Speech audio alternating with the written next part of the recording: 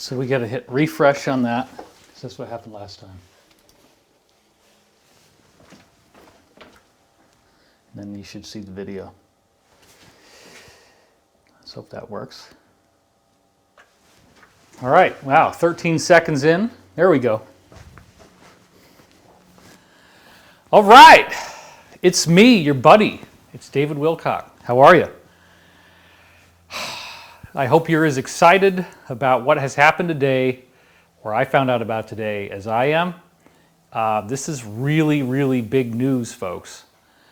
What has happened, in case you don't already know about this, we have been talking about Wikileaks having a treasure trove of apparently outstanding data that takes whatever we learned in 2016 and goes into overdrive. We're talking about something of such magnitude that it is the grand data dump we've been waiting for. We have heard about the data dumps ever since at least 2014, 2015. We started getting briefings on this.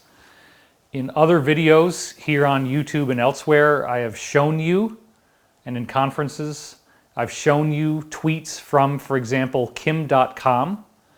And if you remember, Kim.com is a guy who has some really amazing background in the computer biz. He created a file sharing service which became very, very popular, and he made a lot of money. Some might not say in the most honest way because it was through hosting stolen content, more or less.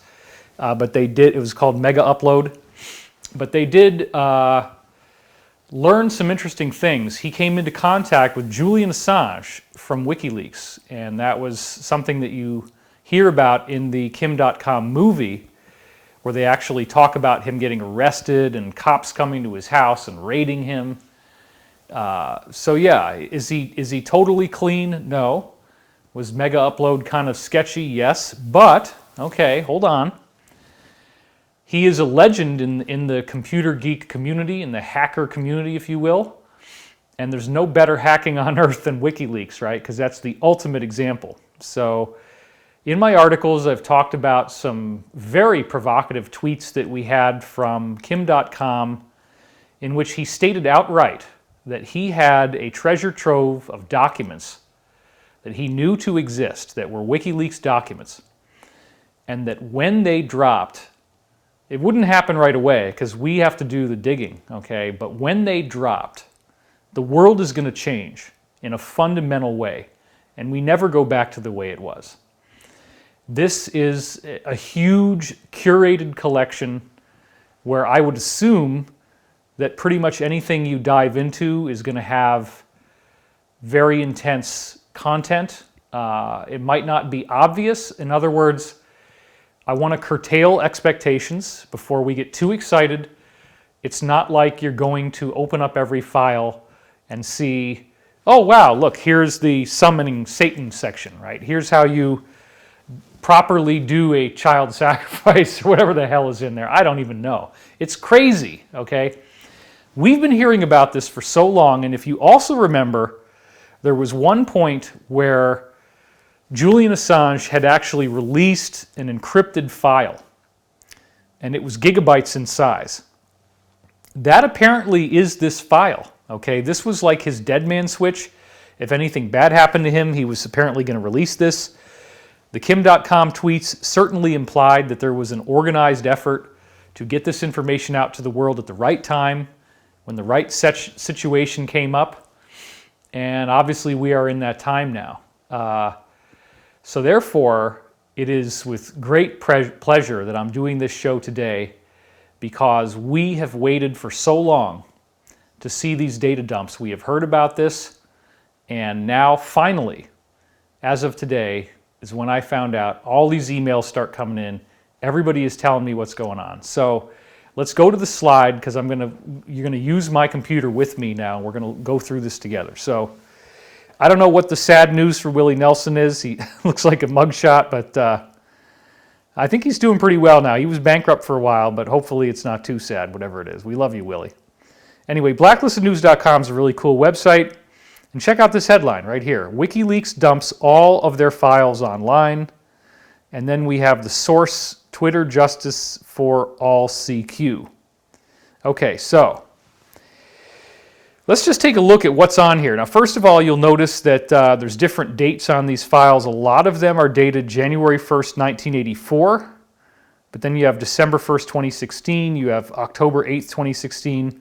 September 14th, 2016. So each one of these is pretty crazy. So let's just start reading it down, right? Afghanistan OEF property list. There might be some nasty stuff in there. Charterhouse, I believe that's a financial firm. Iraq OIF property list. WikiLeaks spy files. Anakata, Aryan Nation, Bare Essentials. Barclays Bank, one of the biggest banks. Tax avoidance, censored by Guardian News. Barnes & Noble, I like Barnes & Noble. We might learn some things we really don't like here. Blood and Honor Database, BND Inquiry, BNP 2009, Bolivariana, Budapest Gay Rights Riot 2008. Maybe they set this thing up, to have a riot happen. That happens with the deep state. Cablegate, we've heard about that one. Kafkas board papers, I don't know what that is. CBS News, 60 Minutes.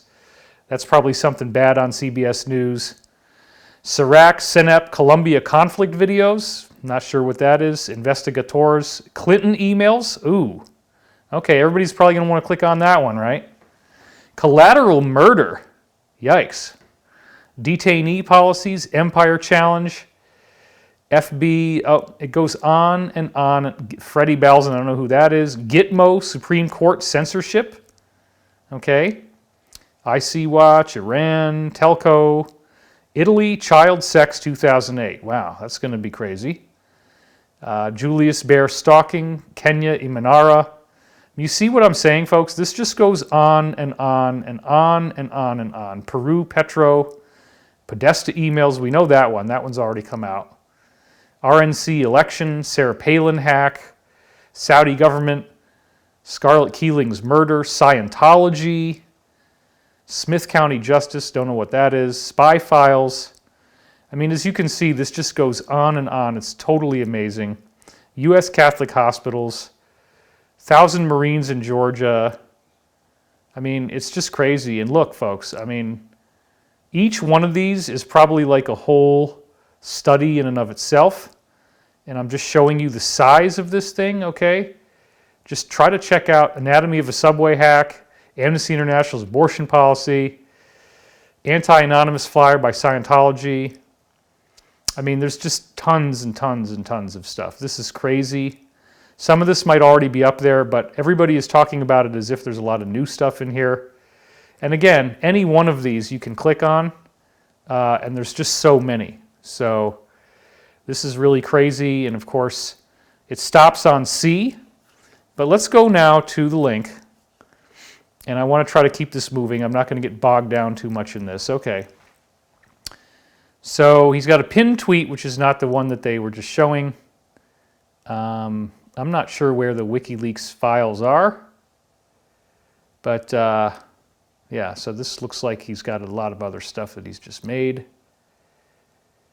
This is all within 5 hours, folks. So he's very excited right now. And this might have been from yesterday. That he actually posted this. Okay, so we didn't have the actual link of it, but anyway, you got the point. So let's go over to. I'm going to do this now. We're going to turn off mirror displays, and we're going to put this up and get this going. When we're ready for slides, we'll have that ready. All right.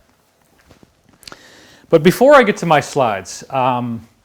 I just want you guys to understand the enormous amount of scrolling that I just did. That's only up to the letter C.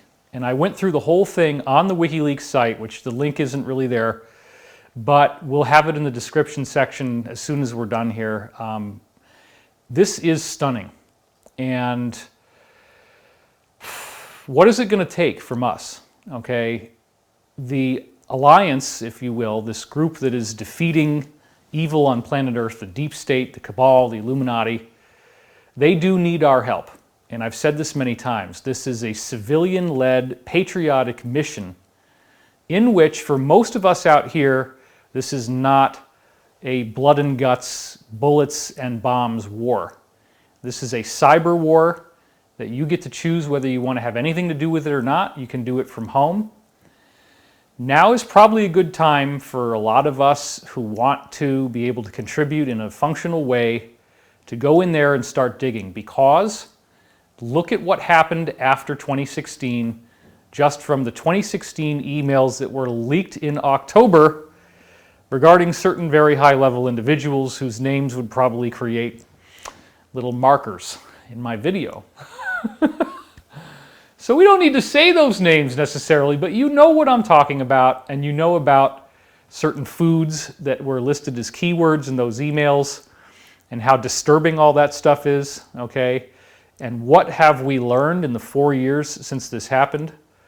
We've learned an incredible amount, and people are still following the leads from those original emails and digging things up and taking it to the next step and finding out more information and going beyond what we thought we knew. So I'm very excited today because you all have an opportunity to get involved and make a contribution. There's so much information in these WikiLeaks files. Please, I hope that we all think about how we can dive in ourselves and pick one of the folders that maybe don't look like the ones everybody else would want to read. If we all read the Clinton email folder or whatever, we're not going to get to the bottom of this. We need to go into the weird stuff. We need to go into the obscure stuff. We need to actually be like lawyers in the discovery process, where the person that you're suing now has been forced to hand over bank statements and financial transactions and emails. This is what happens all the time in litigation, which we know a lot more about now because we have a full-time attorney. So this is like the discovery process for the cabal, at least the first wave of it. We now can be the attorneys. We can be civilian journalists. We go in there. We find out what the heck they said. What did they do? What's in those documents? And then you're going to have to read a lot of really boring stuff. It's not going to be fun. It's not going to be enjoyable. But together, we get our hands on this stuff. And remember, the validity of the 2016 emails has never been disputed by the mainstream media. They have never disputed the validity of the... Absolutely, yes, we're going to do the meditation at the end. And Elizabeth's going to be there with me for that, absolutely. That's a very important part of the technology. And Elizabeth, did you want to say anything right now about what's going on? Because it's so exciting. I mean, this is such a moment in history with WikiLeaks doing this drop. And then all the stuff we can't talk about, the briefings we got, we're not going to talk about that at all. Just Right. We do talk to some of the sacred warriors who are a part of this.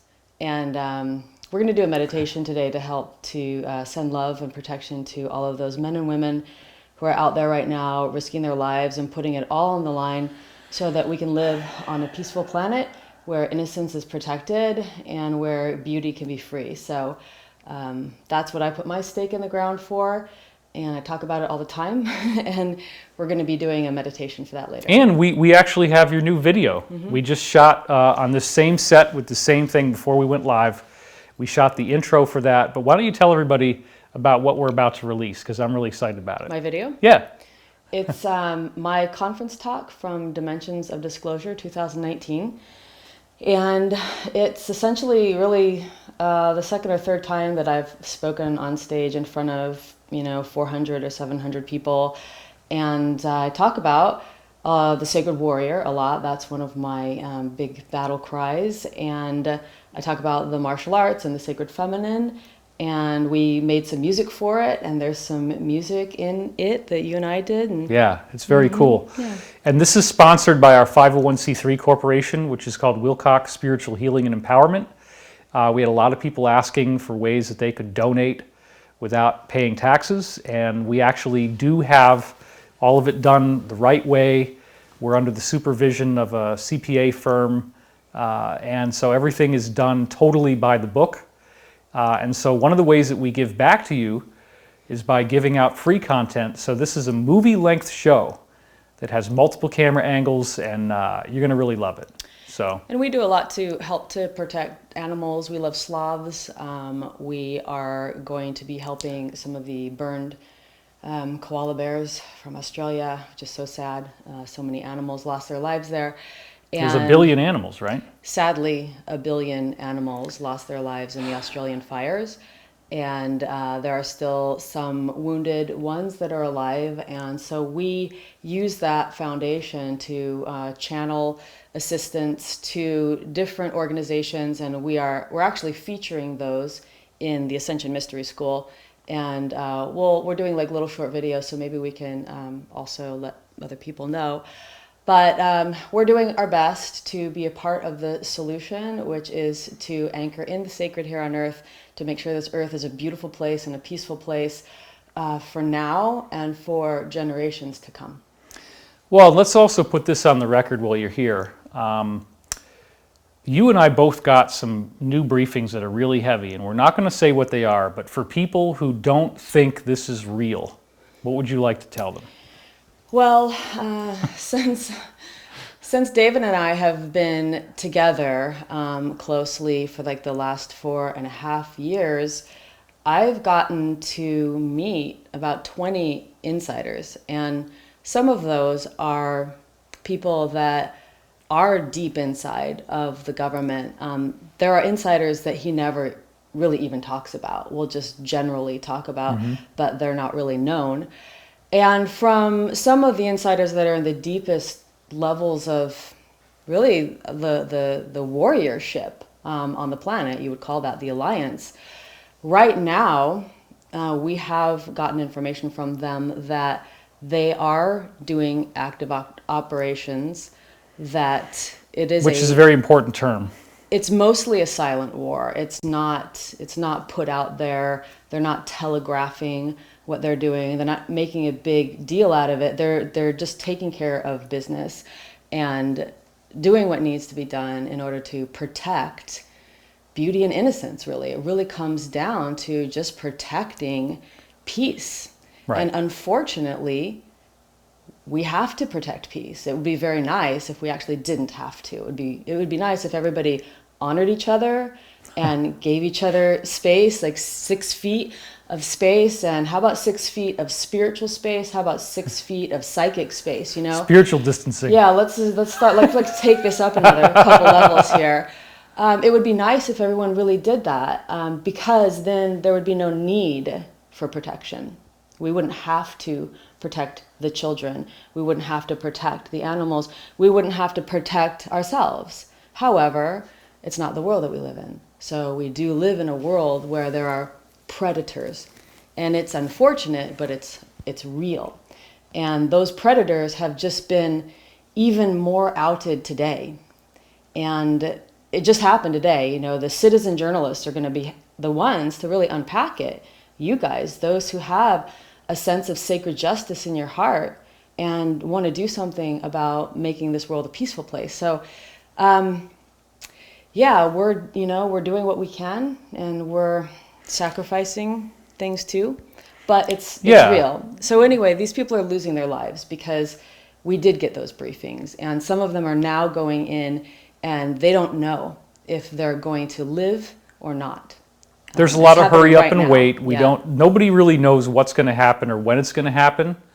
But I think it's safe to say, without stepping over any lines, that there's going to be a lot of loss of life in this process, and that includes a lot of friendlies. And so I know how easy it is for everybody to get wrapped up in this and think, oh, this is a LARP, this isn't true, you guys are making it up. We're talking to people who might not make it. This is very serious. Well, and look at what Julian Assange has sacrificed in order to get this information out to the world.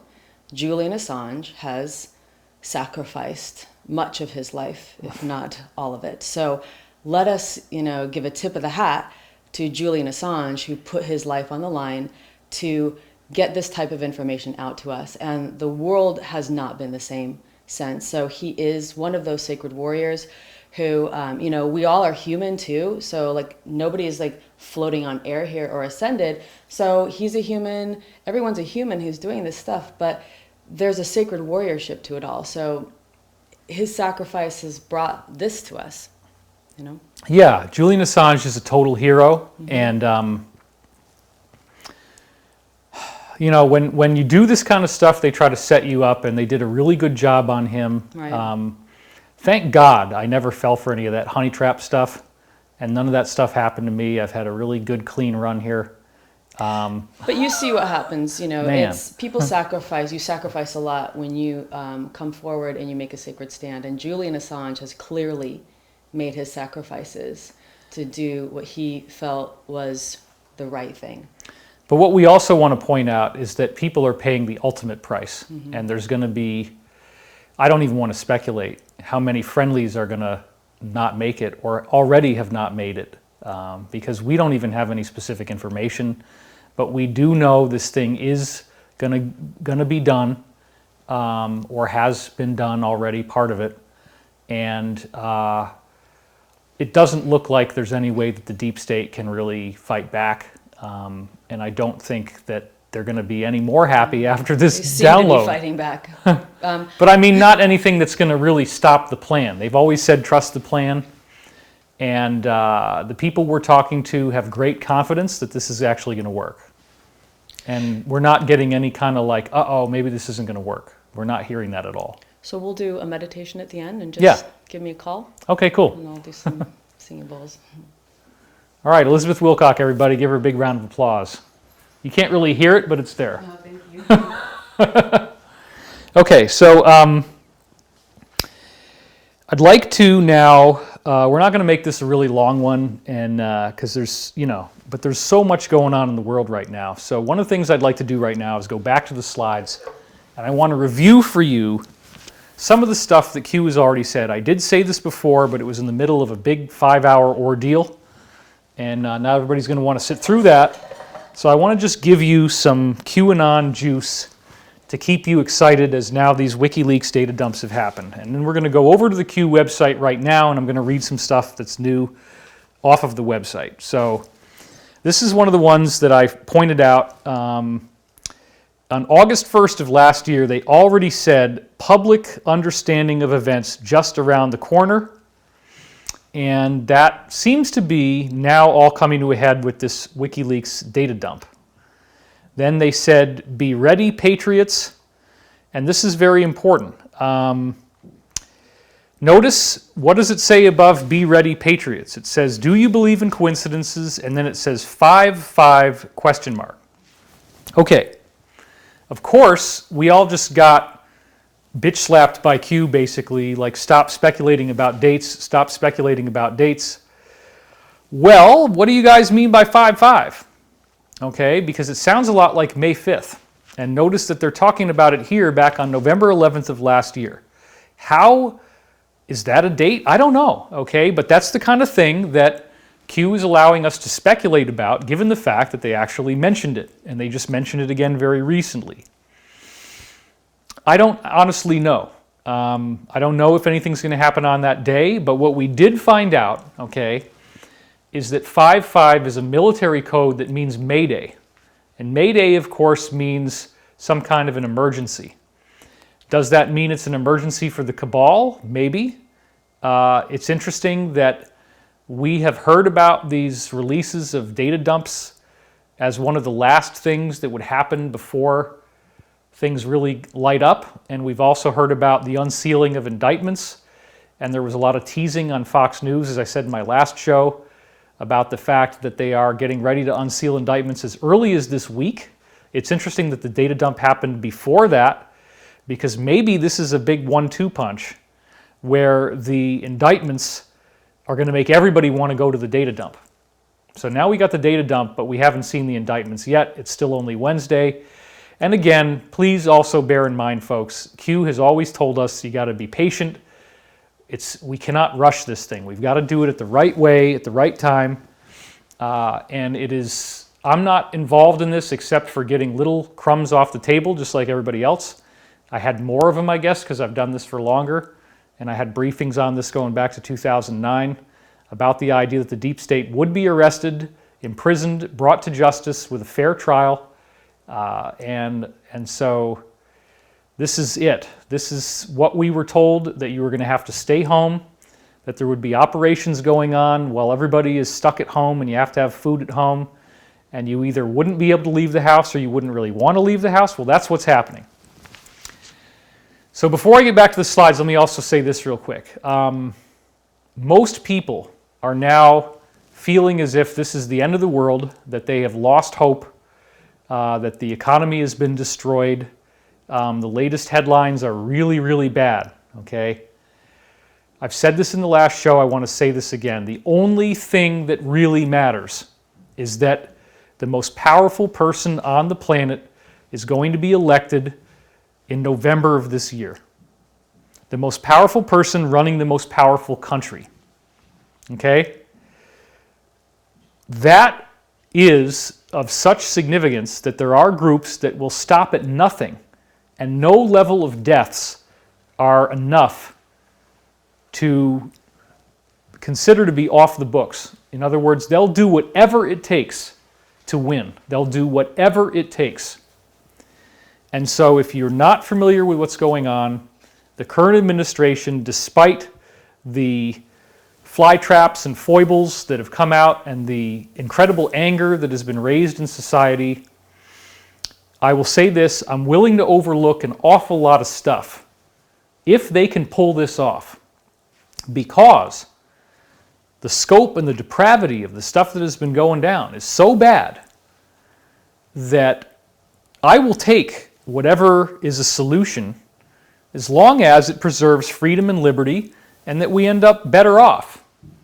And I believe that we will be better off, and here's a reason for this, okay? I've met with many, many different insiders for many, many years, and many of these people know about this deep state. They know about the military-industrial complex. They understand secrecy. They understand compartmentalization. And there is a very key axiom going on here. When you go back to the deep state and you look at what's really happening, you have two factions, okay? This is very important. You have the Rockefeller faction, which is America, and you have the Rothschild faction, which is Europe, okay?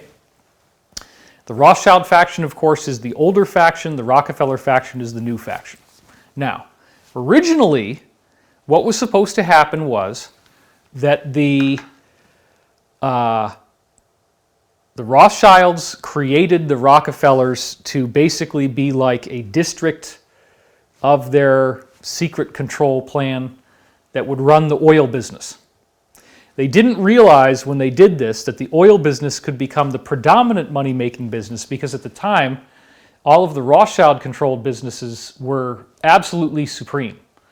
Financial system, bribed judiciary, bribed police, federal officials, election tampering, drug smuggling, gun running, human trafficking, prostitution, all of the things that are vices.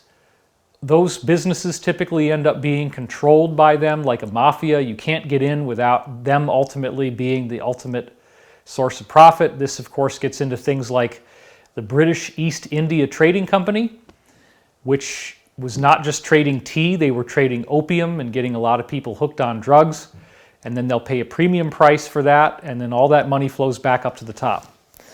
Nobody in the cabal thought that when they created the Rockefeller group in America, that they empowered them and they started to cooperate, that group would have a differential view. But they did. And some of this actually is religious, because the Rothschild faction has a very specific type of religion called Luciferianism. And Luciferianism is not Satanism, okay? It's very different. The Luciferian belief system is that Lucifer is not the bad guy. And again, I would support religious freedom as long as you're not infringing upon other people's civil rights, and including their right not to be tortured, their right to be alive and enjoy a healthy life. If you want to say God is this flying spaghetti monster, I'm not going to hate on you, okay? But what we have is a separatist mentality where the idea is that what most people think of as the devil or Satan is actually the good guy, and that all other aspects of the Western Abrahamic religious traditions, which would be Judaism, Christianity, and Islam, and they don't like anybody who believes in God because they believe that God is an evil interloper that they call a demiurge. And demiurge actually means half God. So this is a very interesting thing. It's a very interesting backstory because supposedly Jesus and Mary Magdalene had kids. You know that from the movies like the Da Vinci Code, right? That's the ultimate point, is that the Roslyn Chapel, Rose line, it's the line of the bloodline, right? And these people believe that they are bloodline descendants. I've heard different things. There's some people that try to say that some of them are traced back to Jesus and Mary Magdalene having children. If that's true, those children ended up getting kind of off the track. Let's put it that way. That's possible. You know, everybody's human. Everybody has free will. We've had other briefings come in that some of them trace themselves back to certain bloodlines in the Old Testament, like Isaac and Jacob and Sarah. That's probably true. But just to be clear on this, we are dealing with a group that sees itself as superior to all Western religious thought. They believe that the God that we all think is true is actually a demiurge, an interloper. And that still, you know, okay, I totally do not support holy war. I do not support people killing each other over my God is better than your God. No way. I think that's ignorance. And I think that ultimately, if you got Jesus and Muhammad and Buddha and Moses and Krishna, and let's even throw in Viracocha and Quetzalcoatl, you get all those guys sitting down in a room together, you get them talking, you know, after a few minutes and people start to loosen up their clothes a little bit, it's going to get to some consensus viewpoints. And I think those viewpoints are going to be very similar. And we don't need to fight with each other. The main thing this cabal has been doing is called divide and conquer. They want to take us apart piece by piece. They want to dismantle the whole way that things are done on planet Earth, and they actually believe that the ethics, this is very important, okay? I'm not just rambling on tangent. This is all very important. The ethics and the morality of the Western religious traditions, they consider those to be traps, including moral values that we would have about not murdering people, okay? They believe that all of the rules that were set down by what most people, even if they're basically atheistic, they still kind of have a generalized sense that there's something bigger, there's some higher power in the world. If you go into Alcoholics Anonymous meetings, which I did the 90 and 90, okay, back in 1992. I did 90 meetings in 90 days. They always talk about the higher power, that you believe that a power greater than yourself could restore you to sanity. And then some people in the meetings don't like that and they want to rebel.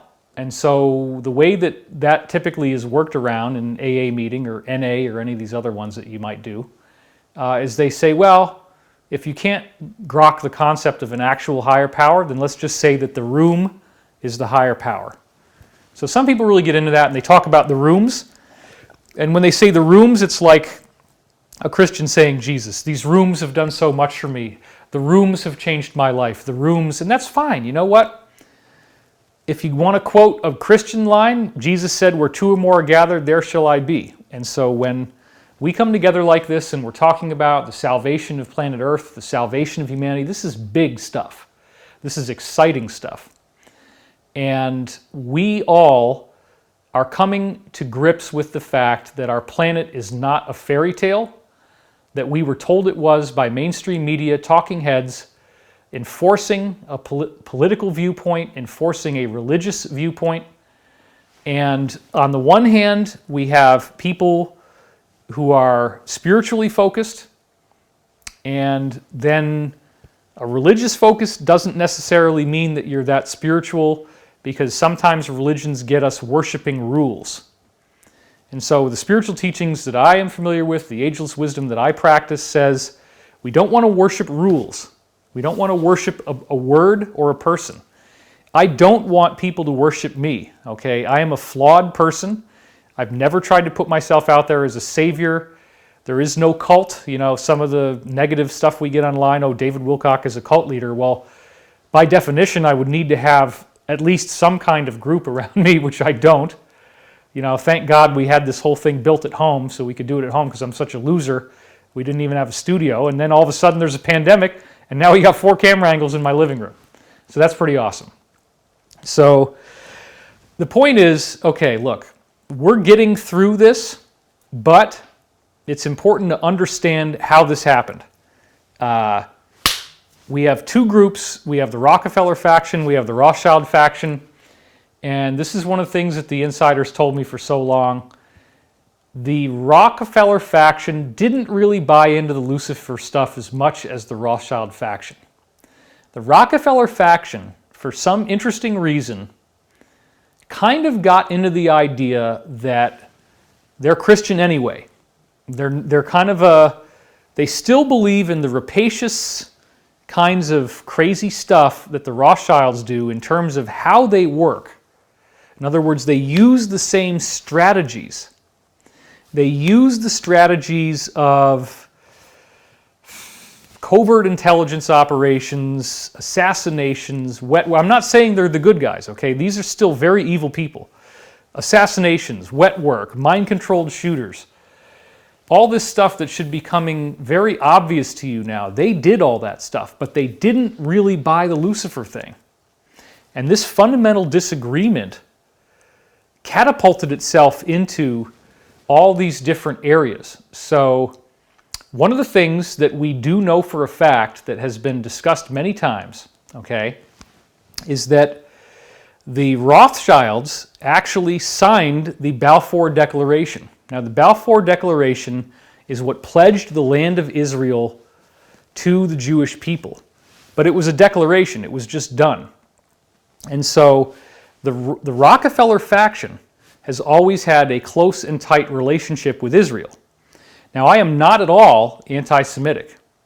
And at the same time, there's these interesting things that come up about Israel that we've heard recently. There's been reports that Epstein was reporting back to Israel with the data that he was getting from people for blackmail purposes, that the security firm that Harvey Weinstein was using, called Black Cube, was, tormenting people and trying to threaten them with death from coming forward to actually get Harvey Weinstein. Black Cube was an Israeli firm. Okay, and we've heard for a long time that the Rockefeller faction was traditionally running the Republican Party, and the Rothschild faction in America was traditionally running the Democratic Party. Okay, let's assume that's true for a minute. What did I just say about the Rockefeller faction in terms of their spiritual beliefs?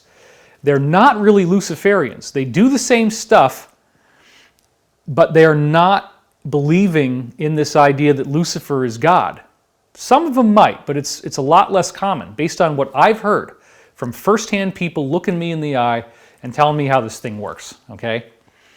It is very interesting to note that during the time that Republican administrations were in office, that we fought a bunch of wars that were very much in Israel's backyard. And this includes things like Afghanistan, Iraq, Syria, a lot of these kind of things. And again, there's nothing wrong intrinsically with helping out our allies, because we have allies. And Israel is a great ally to have, at least in principle. Now, you can have a country where there's a problem with the leadership and it doesn't reflect on the people, and it doesn't reflect upon their race, and it doesn't reflect upon their orientation. I do think, as this all unfolds and as we get the big Great Awakening, that there's going to be interesting information about the relationship that was established between the Rockefeller faction, Israel, and the Republican Party in America.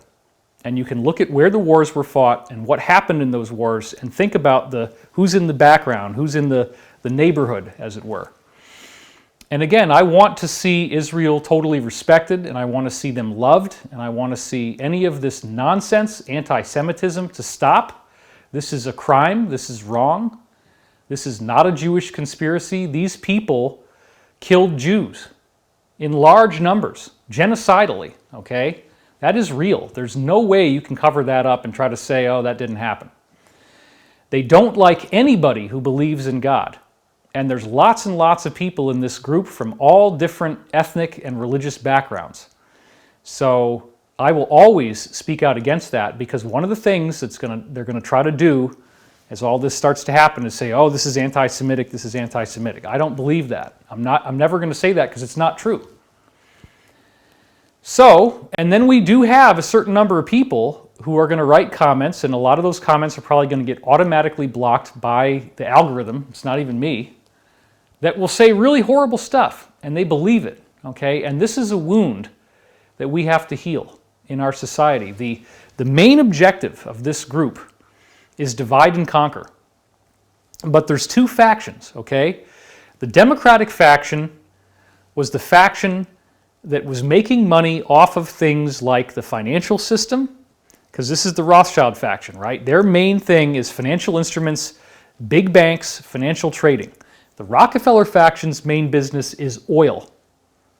And so you look at the fact that the wars that are being fought, you know, the two big wars, Iraq and Afghanistan. Iraq is the oil, Afghanistan is the opium trade. Now America has pulled out of Afghanistan, and they are going to be able to start running their own country again. And one of the things that certain insiders have been urgently asking me to relay to you, which I'm going to do now, is that we do have a potential human rights crisis in the making. Elizabeth is going to be speaking about this more, but I want to do it right now as well. When the Taliban regains control of Afghanistan, it is entirely possible that women's rights are going to take a nosedive, because they might be forced once again to wear burqas. Their ability to live in a free society is threatened. Their freedom is being threatened. Their rights are being threatened. And they could end up really getting a lot of pain and a backlash to the way that things were. So one of the things that we really hope will happen is that as America is pulling out of Afghanistan, because we are pulling out of these theaters of war all over the world, that's happening right now. And I think that's a positive, okay? Let's hope and let's try to make sure that as order is restored in Afghanistan, as we pull out and they get to run their own government again, that this is done in a way where the women are not going to be oppressed, where they get to maintain their rights, and we don't get a fundamentalist, deeply crazy type of situation coming back into power again as some sort of springback reactive movement. Now, there may be ways in which aspects of the American government can assist in that process. It's not just military, and it's not just pulling out. There are ways in which we can help them to create programs for women, to fund those programs, to make sure that they're in place, to make sure that there is some sort of structure so that women's rights are not destroyed. And that's one of the hot spots that I would hope that you take a look at, and don't just blow this off because we're in the middle of the great pandemic. This is a big one, and there's a lot of women who could really end up being tortured. So we really want to take some time to make sure that we're looking at Afghanistan, we're making sure that transition happens peacefully, okay? So let's go back to the Q slides here, and then I'll dovetail back into this stuff about the Rockefeller and Rothschild faction. So again, it says here, do you believe in coincidences? 5-5, calm before the storm, if you look up at the top. And you know, what was the month and day that the Q public campaign was initiated? What was the month and day that Durham was initiated? It was the same.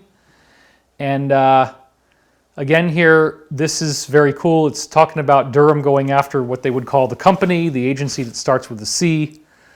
And then 5-5, that again is a code they just dropped now. So whatever they're talking about back then, all that stuff is coming to a head now. And then they say, be ready. Okay, so they're telling you something's going to happen. Now, this is another really interesting thing on November 11th, as I said, where the QAnon was moved to the DoD's own server. And that's 11.11.18 being the beginning of the domain name. America will be unified again. Future proves past. Now, that future proves past line is the same thing that came out on a post about Looking Glass. I did a whole video on that. We're not going to try to review that. Your time is valuable. You can go back and watch that. So anyway, to the point of what this says, the Department of Defense's own server has the QAnon information on it. And that's very exciting because when we have the actual Defense Department of the United States government backing up the posts of Q as critical infrastructure, defense, it's a war, it's a cyber war, and they put that structure behind a wall that is essentially in the cyber arena, in the internet arena, it is a military protected enclosure. This wouldn't be happening if this wasn't real. We wouldn't have seen society go over the cliff like it has here randomly. This appears to be all part of a structured plan, which I don't think is bad. Because let's just be clear on this. When we find out about these arrests, we're going to find out that very many top people were brought to justice or are being brought to justice. We're going to find out that they all gave testimonies of incredible detail. A lot of people have sung like rats on a sinking ship. There was this book that Weinstein was carrying when he went into trial, which was Elia Kazan. And he is a very famous person in Hollywood history as a traitor because during the McCarthy era, he reported on the activities of the deep state in Hollywood, this communist infiltration, which everybody laughs at that now. But if you just change communist and you say Illuminati, that's what it really was. Kazan ratted out a whole lot of people while he was going down, and then Harvey Weinstein brought his book into the courtroom, so that said he was going to rat. So you might not know this yet because it's not public, but Harvey ratted out a whole bunch of people. Okay, he still had to go to jail, but he did give a whole lot of very, very useful information. Many people have already been interviewed, and we're going to find out a whole lot of stuff. It's extremely exciting.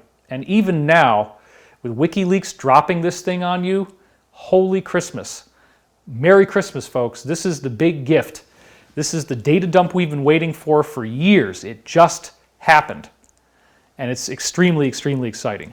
So we'll talk more about the two factions in a minute here. But sure enough, I went online and I looked, and there it is. The DoD's own server is 11.11.18.0 to 11.11.18.255. How in the world could this have happened if Q is a LARP, live action role play, meaning not real? Why in the world would a supposedly garbagey internet forum, some yawn fest, right? It's a bunch of dorks, doing this. Why in the world would that be out there? On the DoD's own server. Because this is real. Because what they're telling you is real. Okay? And Austin Steinbart popped up. And I actually made a tweet and said, go look at this guy's stuff because he had some interesting videos. Well, he got a federal lawsuit dropped on him for going up against Q and saying that it was all him. And I feel really sorry for you, man. And I just hope that there's a way that you can get yourself out of the sling by being cooperative. And but I don't really know what happened. So I just apologize to him. He did reach out to me, but for various reasons right now, if somebody is in the middle of a pending federal lawsuit regarding his online activity, I don't want to get in the middle of that. So I'm sorry, Austin. Hopefully you can talk to us once you figure out how to get this thing untangled. Maybe he's going to have to make a public apology. That would probably be what I would do. If somebody dropped that kind of thing on me, I'd be doing a public apology. Okay, so let's go back to this. Next thing I want to show again is November 13th, 2019. Nothing can stop what is coming. Nothing. And that again really shows how heavy what is coming our way, because they're talking about things like Pelosi's son, John Kerry's son, Mitt Romney's son, Biden's son. Hint geolocation Ukraine, hint energy. So that seems to imply, as I said before, that we're going to get information regarding these political figures and others who have had their kids go to countries like Ukraine and get gigantic bribes. For whatever reason, we're not really sure yet, but it said when GS calls, D's always answer, and GS, of course, is George Soros. Nothing can stop what is coming. Nothing. They are very, very interested in that being the case. So, check this out. November 16th, 2019, they said the harvest will soon be delivered to the public for consumption. And this becomes very, very important in what's going on now. The harvest crop has been prepared and soon will be delivered to the public for consumption. Now, let me go back while we're here, and I'm actually going to do this live with you right now because what the heck, we're live. We're going to mirror the displays again, and we're going to go over to, this is how you find Q. In case you haven't done this before, you go qmap.pub, and then here you go, okay? Now, I want you to pay attention to this right here, because this is ridiculously exciting. It says the corn has been harvested. The corn has been harvested. And then when you click on this, you get this video that it goes to, which is it's a ambient music thing where they have these little animated wheels and they rotate around. And it's just very, very relaxing, soothing music. There's nothing more to it than that. So that's not really the data. The data is the corn has been harvested, okay? So, and there's another thing here. It says, we are ready. Set one, mission good. Together we win. Clear your mind and heal, Q, and then this is CHQ, chloroquine. There's a whole lot of stuff here, but anyway, this to me is very, very provocative. And then another thing that I'm looking at this, where it says 1 if by land, 2 if by sea, and then they have 2 lights in what looks like a wheel like you would steer a ship with. Okay, so this is the hottest, latest intel. We just pulled it up. Now, what might that possibly be about? Well, I don't know, okay, but if they say the corn has been harvested, the previous briefing that I just showed you said the harvest will soon be prepared and delivered to the public for consumption. One could argue that the harvest refers to things like the data dumps that just dropped today.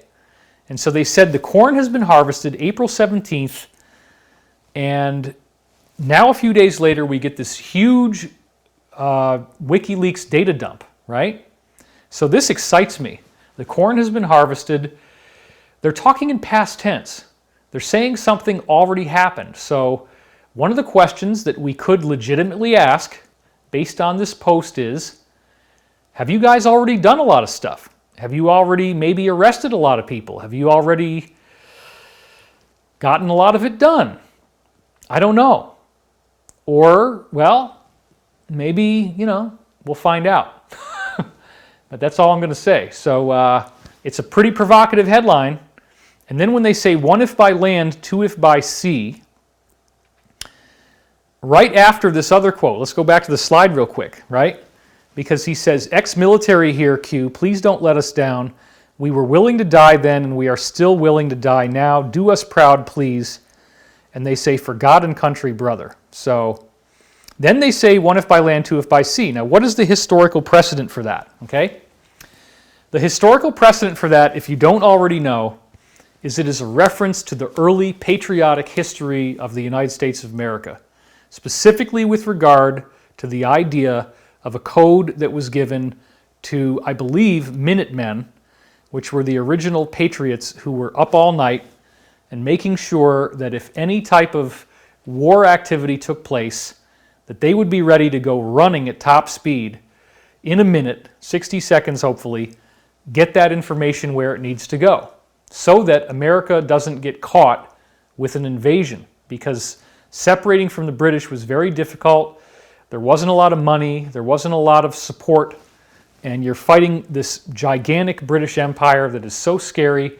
The American Revolution was an amazing, amazing thing because it was done on a minimal budget. And so there was a code, and this goes back to Paul Revere and all that kind of stuff. If you're, when you're a child in America, you get all this American history every year in grade school. It goes on and on, all the way through high school.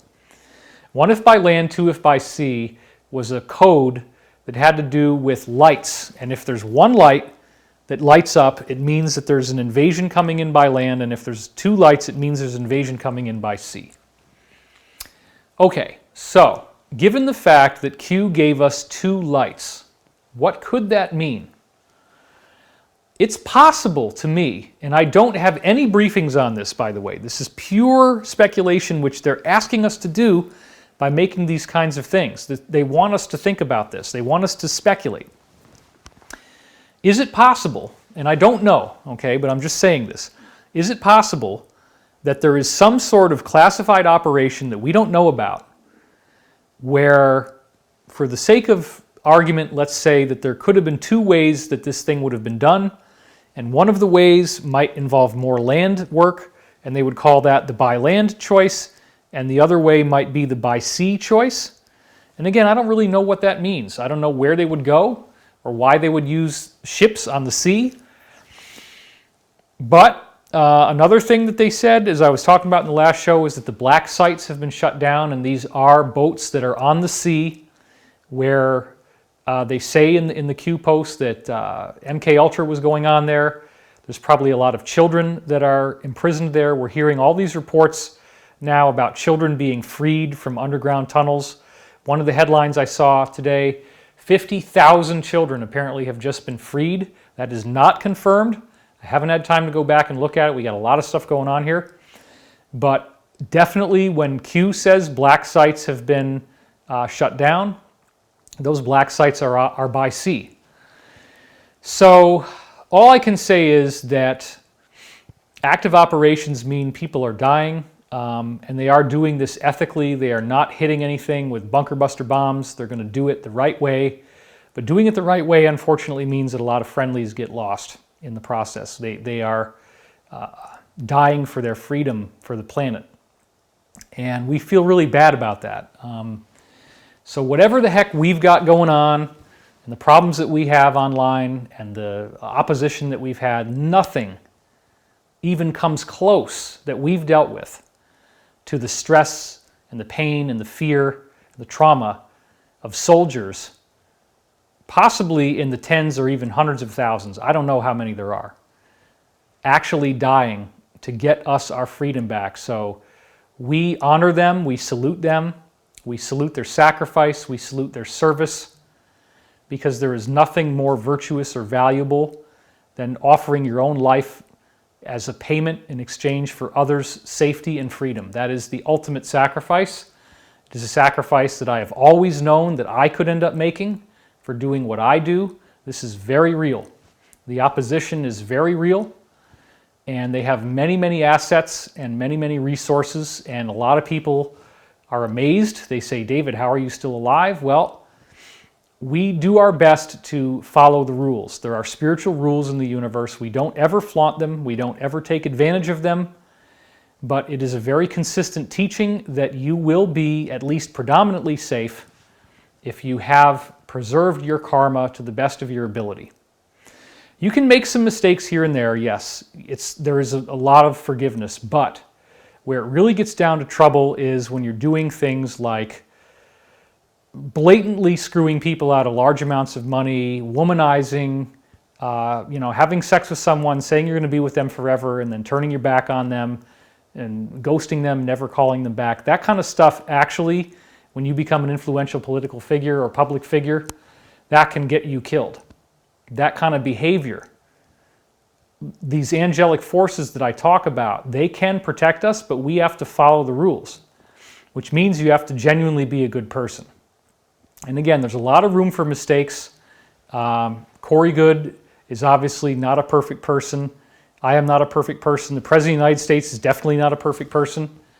A lot of people want this thing to be different than it is. You might want me to be different than I am. Well, I'm jogging for you now, buddy. I'm out there like Rambo, jogging with my crazy military dog, getting in shape. The love handles are disappearing. It's pretty freaking cool. I never thought that would happen. But it's awesome. And so I like what's happening in the world, not because of the fear porn that is being peddled by the media. The pandemic is horrible, okay? And what we're being forced to do is horrible. I was talking to Elizabeth about this the other night. How is it that we are now, the whole world is on house arrest, right? Let's think about this. If you get busted for a crime, and we have an overcrowded prison system, what are they apt to do? They're apt to give you this ankle bracelet that you wear all the time, and you get to be at home doing absolutely nothing. Your food is provided for, but you're a prisoner. And the main thing is that if you leave your house, that the ankle bracelet goes off, and you are the authorities are alerted, you broke the thing, and now you got more time. Well, hell, that's exactly what's happening, right? So this is like a global imprisonment. We have actually got everybody in prison. And so one of the things that Elizabeth and I were talking about the other day is you got to treat your cellmate well. And when you're in prison, it's stressful, it's terrible. Elizabeth and I have had unbelievable stress in our personal lives through a variety of different intersecting factors that are going on, including a variety of different legal things that are going on, launching our class, having all this information come in, having people trying to get us killed, which is very, very real. It's a lot of stress. And so in the past, we have not always handled it the best. I have traumatic memories from being on various sets that I've worked on before. And so sometimes I exhibited stress in these live shows because I didn't know how my slides were going to work and all that kind of stuff. So we're going to try to make sure that doesn't happen anymore. I'm going to be very, very careful to not let that happen anymore, and just be relaxed, stay cool. And that's a really good thing. We're all having to learn that this is a very unusual situation. A lot of reports coming in about domestic violence, a lot of reports coming in about weapons being used against each other in homes, a huge, huge surge in temporary restraining orders or TROs, a huge surge in actual violent outbreaks, incidents. Again, I don't believe this is the end of the world. I do believe that we're going to get through this. And it is very, very important that we really put these things into practice at home right now. So one of the things I had for you that I want to talk about is the emblematic soliloquy. This was a kind of a funny thing that I got the other day. And I think that this is actually good practice. Now, normally I teach people when you want to get spiritual, when you really want to start digging into your homework on a spiritual level, that you can journal and you can write things down and write about what's happening to you, write about your feelings. It's basically like what they used to call the diary. And that's good. That's actually really good. It's a healthy thing to keep you on track. You need to be heard, okay? But what I have found out, and I'm the big talker in the family, right? So what I have found out is that listening, asking somebody else to listen to you when you're stuck in the house together and you have nowhere else to go, you gotta dial that shit down. You can't do too much of it, okay? You want to be able to keep yourself from going too long on topics that, even if you're very excited, and you're very positive, we all need to respect that we don't have anywhere else to go. We're trapped at home together. We're basically prisoners in a cell right now. And therefore, it's very important that you give everybody their space. And so in my case, I came up with a humorous name for a technique, and I call it emblematic soliloquy. And this is really funny because what I've been doing is that I will go outside on the patio here and talk to my dog. And I'll share with my dog, what's going on and how I feel. And what I find is that as I'm doing this, as I share about myself, that I might be talking about one thing that I think is the main topic. But at the same time, I will notice as I'm saying it, I'll be able to, in a meditative state, you can become the observer of yourself, and you can think about what else is going on that you're not seeing. And when I become the observer, I say, wait a minute. I'm talking about one level of subject, but then there's a deeper level. There's like a deep spiritual meaningfulness where this actually, the thing that I'm talking about out loud applies to these other things that are much deeper. So you can use free association. You can talk to your pet, or you could talk to yourself. You could do it in the mirror. You could do it outside. You can just talk to whoever. And that way, you have the experience of talking, which is like socializing. You can listen to yourself. You can check out the symbolic meaning of what you're talking about and look for the deeper levels. And if you find them, go there. But actually, I think that talking out loud is a good way to process all of your emotions as we're going through this very unique, unprecedented challenge. So a soliloquy is what happens in a play where the main character or one of the characters steps off away from the play and delivers the inner monologue of his thoughts or her thoughts. A soliloquy is where one character spends a long time talking by themselves. And that's a typical tool that was used in the Shakespearean plays. So now what I'm saying is the word emblematic, that means symbolic. So an emblematic soliloquy is where you are going off and talking by yourself to your pet or to the mirror or whatever you like, and letting the symbolic nature of what you're saying and looking for the deeper levels to go through you. Now, yes, I, David Wilcock, just told you that talking to yourself is a good practice, but you know what? We're at home, and you don't want to stay locked up in your head, and you do need to talk, but you also need to have the ability to give your friends and family some time. If you have good people you can talk to on the phone, I think that's a great thing too.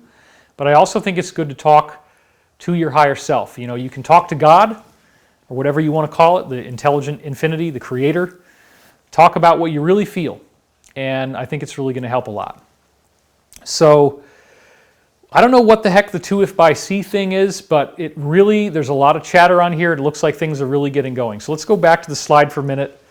They're saying the corn has been harvested. That's very provocative. They're saying deaths are going to happen. Something about a military operation is what that appears to be. We are ready. Set 1 mission is good. Nothing is wrong. Everything's on track. Together we win. Where we go one, we go all. Okay, so there's a lot of stuff here. And, they also said it will be your choice whether to know. We went through that one with the Twitter CEO. It's very, very disturbing stuff. Anyway, let's go back to, because this gets us up to where we were in the last show. So let's go back to this, and let's go back to the split screen view so we can get you back on track here. All right. So, again, the tie-in here is that it says the harvest has been prepared and soon will be delivered to the public for consumption, and now they're saying the harvest is finished. The corn has been harvested.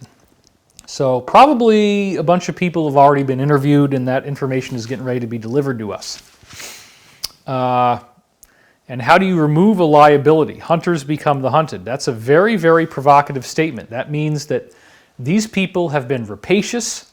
They stop at nothing to use torture, death, murder. And our whole planet is threatened here. I mean, this is the degradation of the environment. This is the mass loss of life that they would like to create. There is an exceptional amount of information that we are dealing with a bioweapon here. I don't believe that that is anything other than the truth.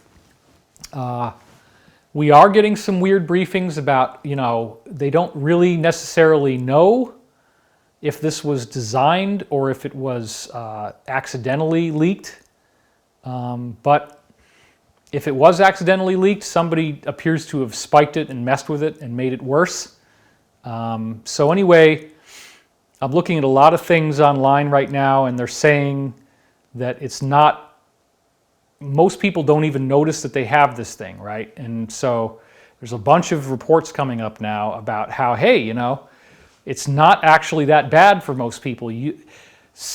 Depending on the percentage of where you read it, it could be between 20%, 50%, 70%, even upwards of, as I said last time, 85% of people, up to 85% of the people who actually have tested positive for this thing never knew they had anything, or they had very minimal things that they could easily manage, okay? So it's strange because this virus is very, very aggressive if you have the compromised immune system. It's very, very dangerous. It attacks the heart. It attacks the kidneys. It attacks the brain. And of course, we know about what it does to the lungs. The immunologists that I'm looking at, as I've been doing my research this week, say they've never seen anything like this. But yet this is real. So when we look at the scope of what we're learning and the scope of where this is taking us as a planet, it's actually very exciting, because this appears to have been the cabal's last attempt to try to steer things in their favor, throw off the 2020 elections, stop freedom from happening, stop people from being able to gather, stop people from being able to support any candidate, stop debates from happening, force voting to happen by mail.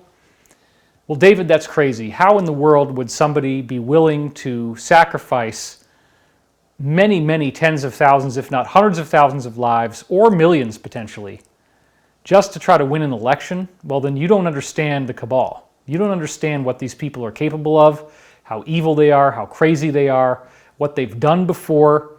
I've been a scholar on this stuff since I learned about it in college back in 1992, when I learned about what was being done with American corporations supporting Nazi Germany, and that they didn't even really hide it that well. So now we're at a point where all of this stuff, the weird open-air assassination of a U.S. president in 1963, and the media is covering it up, we've known something's wrong. There's a lot of great songs in the 1970s, like disco songs, that came out in the aftermath of Watergate. They're very happy songs. Everybody was so excited.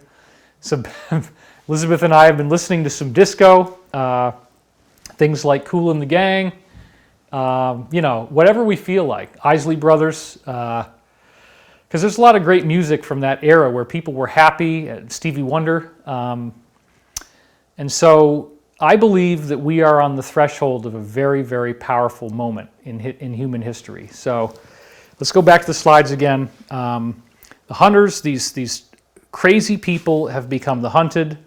This is massive treason, massive sedition, and we're all going to learn about it. So then on November 19th, as I said before, they said there is no step 5. This is the end. So that to me again shows that the sequence we're going through right now is the final sequence. We're not going to have to wait longer. This is it. Then they said it's going to be biblical, the Great Awakening. Now, yeah, I've talked about the 3 days, but I don't think that's all it is. The 3 days may or may not even happen, okay, because the plans keep changing, but the overall objective is the same. It is a fact.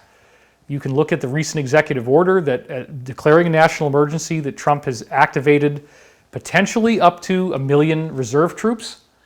So all kinds of stuff could be going on.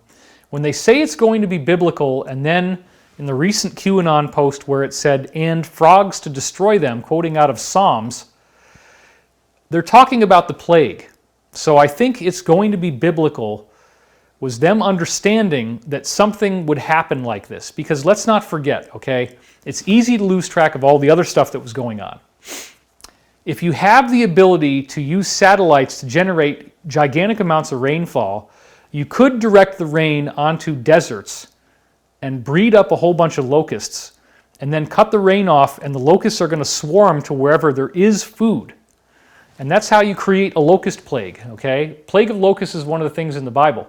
The Cabal did that. And those locust plagues are unbelievably bad, and they're sweeping through Africa, and now I believe India. And so the food supply is very, very jeopardized, and that's not something that happens overnight, but that is an attack on the people of this planet and the population of the planet in progress, okay?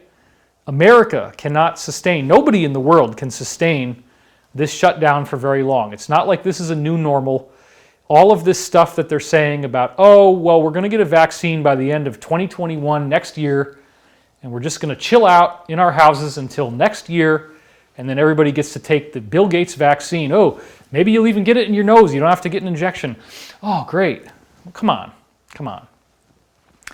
Now, I also saw an article today that was really, really attacking hydroxychloroquine, the malaria drug that was touted by the President of the United States as an effective treatment against COVID, and they apparently had some new study. I forget what it was. I think it had 238 participants in it or something like that, but the upshot of it was that that particular study, which they say is admittedly a small data set, they're trying to say, oh, well, COVID didn't do anything for these people and in fact made them worse, and it didn't make them any less likely to die, okay?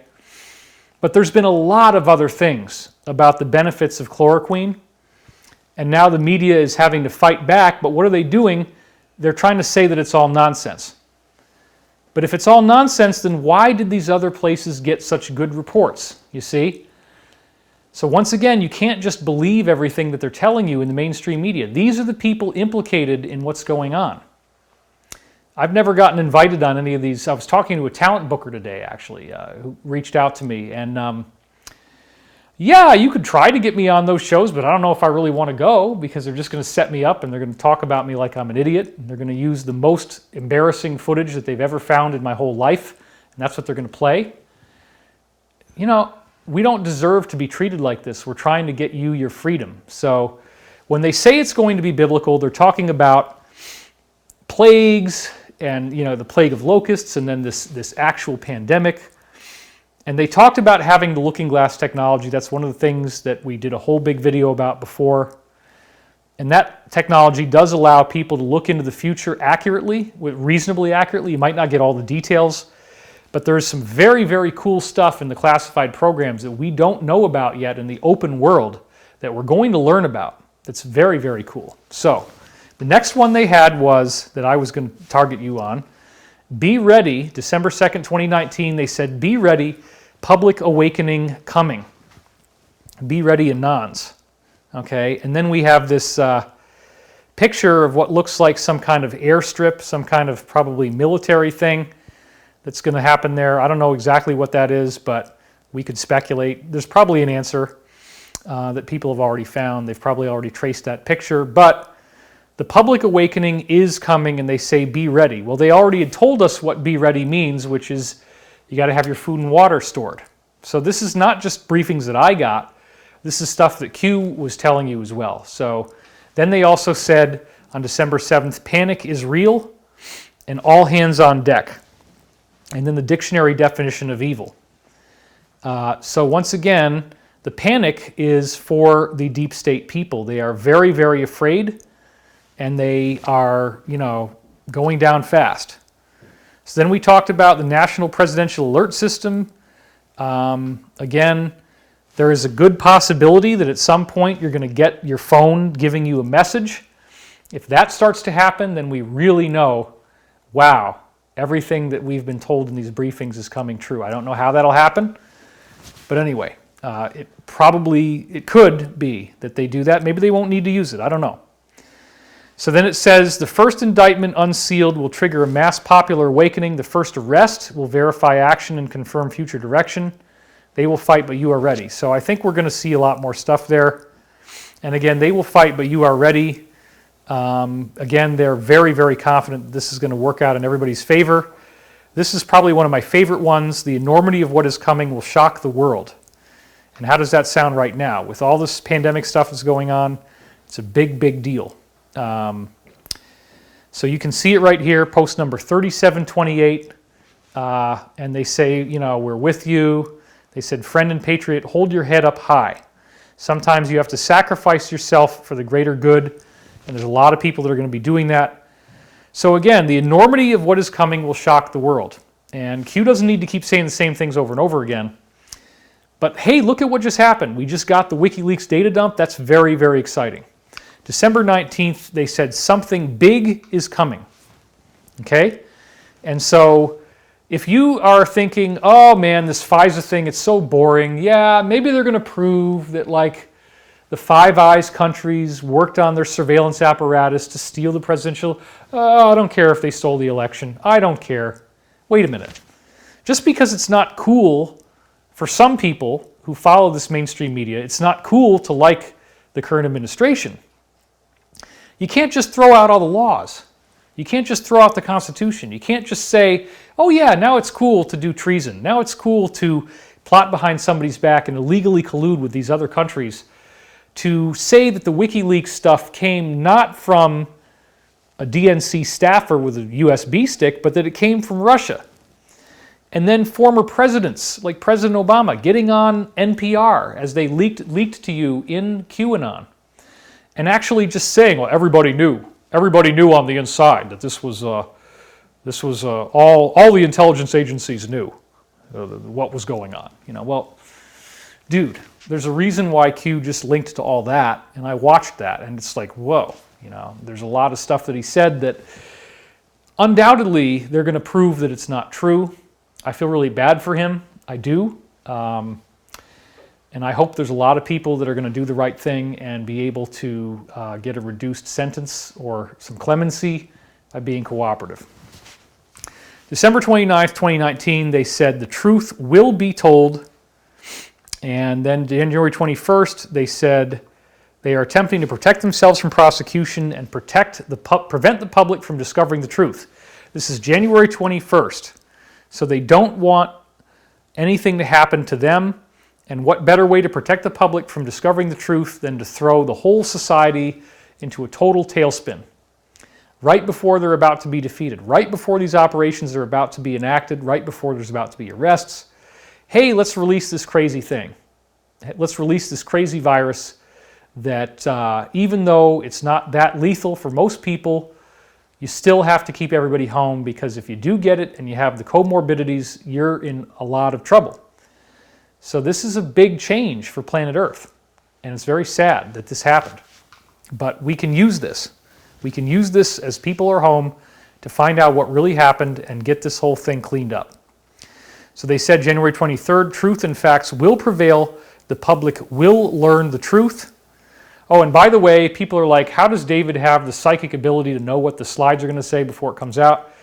Well, I'm using Apple Keynote, and you get the next slide ahead, so I can see the slide ahead as well as the slide I'm already on. So that's how it works.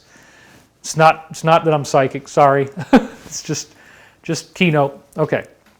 The public will learn the truth, and then they say a slow drip is going to turn into a flood, and think grand jury material.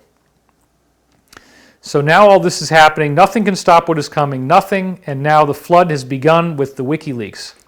So this is very, very exciting. Nothing can stop what is coming. And this seems almost absurdly overconfident. But then they said, what storm? You'll see. Well, we're getting ready for that. And I think there's going to be some really amazing stuff in this WikiLeaks thing. I hope you'll join us in getting in there, getting your hands dirty. Leave us a comment. If you find something cool, we'll look at it. We'll make videos about it.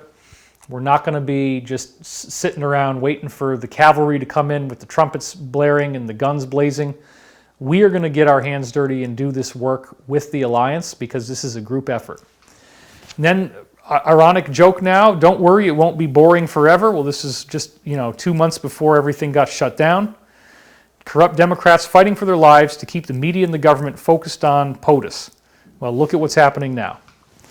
And they call it the Great Awakening. They said, what happens when people learn the truth? What happens when people wake up? They will not be able to walk down the street. The Great Awakening. That is starting to happen. Then they said, buckle up and panic in D.C. Is there no equal justice under the law, no accountability? Will these people be able to get out unscathed? Buckle up. There's panic in D.C. The people actually believe those responsible for this attempted coup of a duly elected sitting president will go unpunished. Okay, now look. Again, we've said this so many times. You've been battered. We all have some kind of PTSD from a media that is giving us nothing but negativity for 4 frickin' years.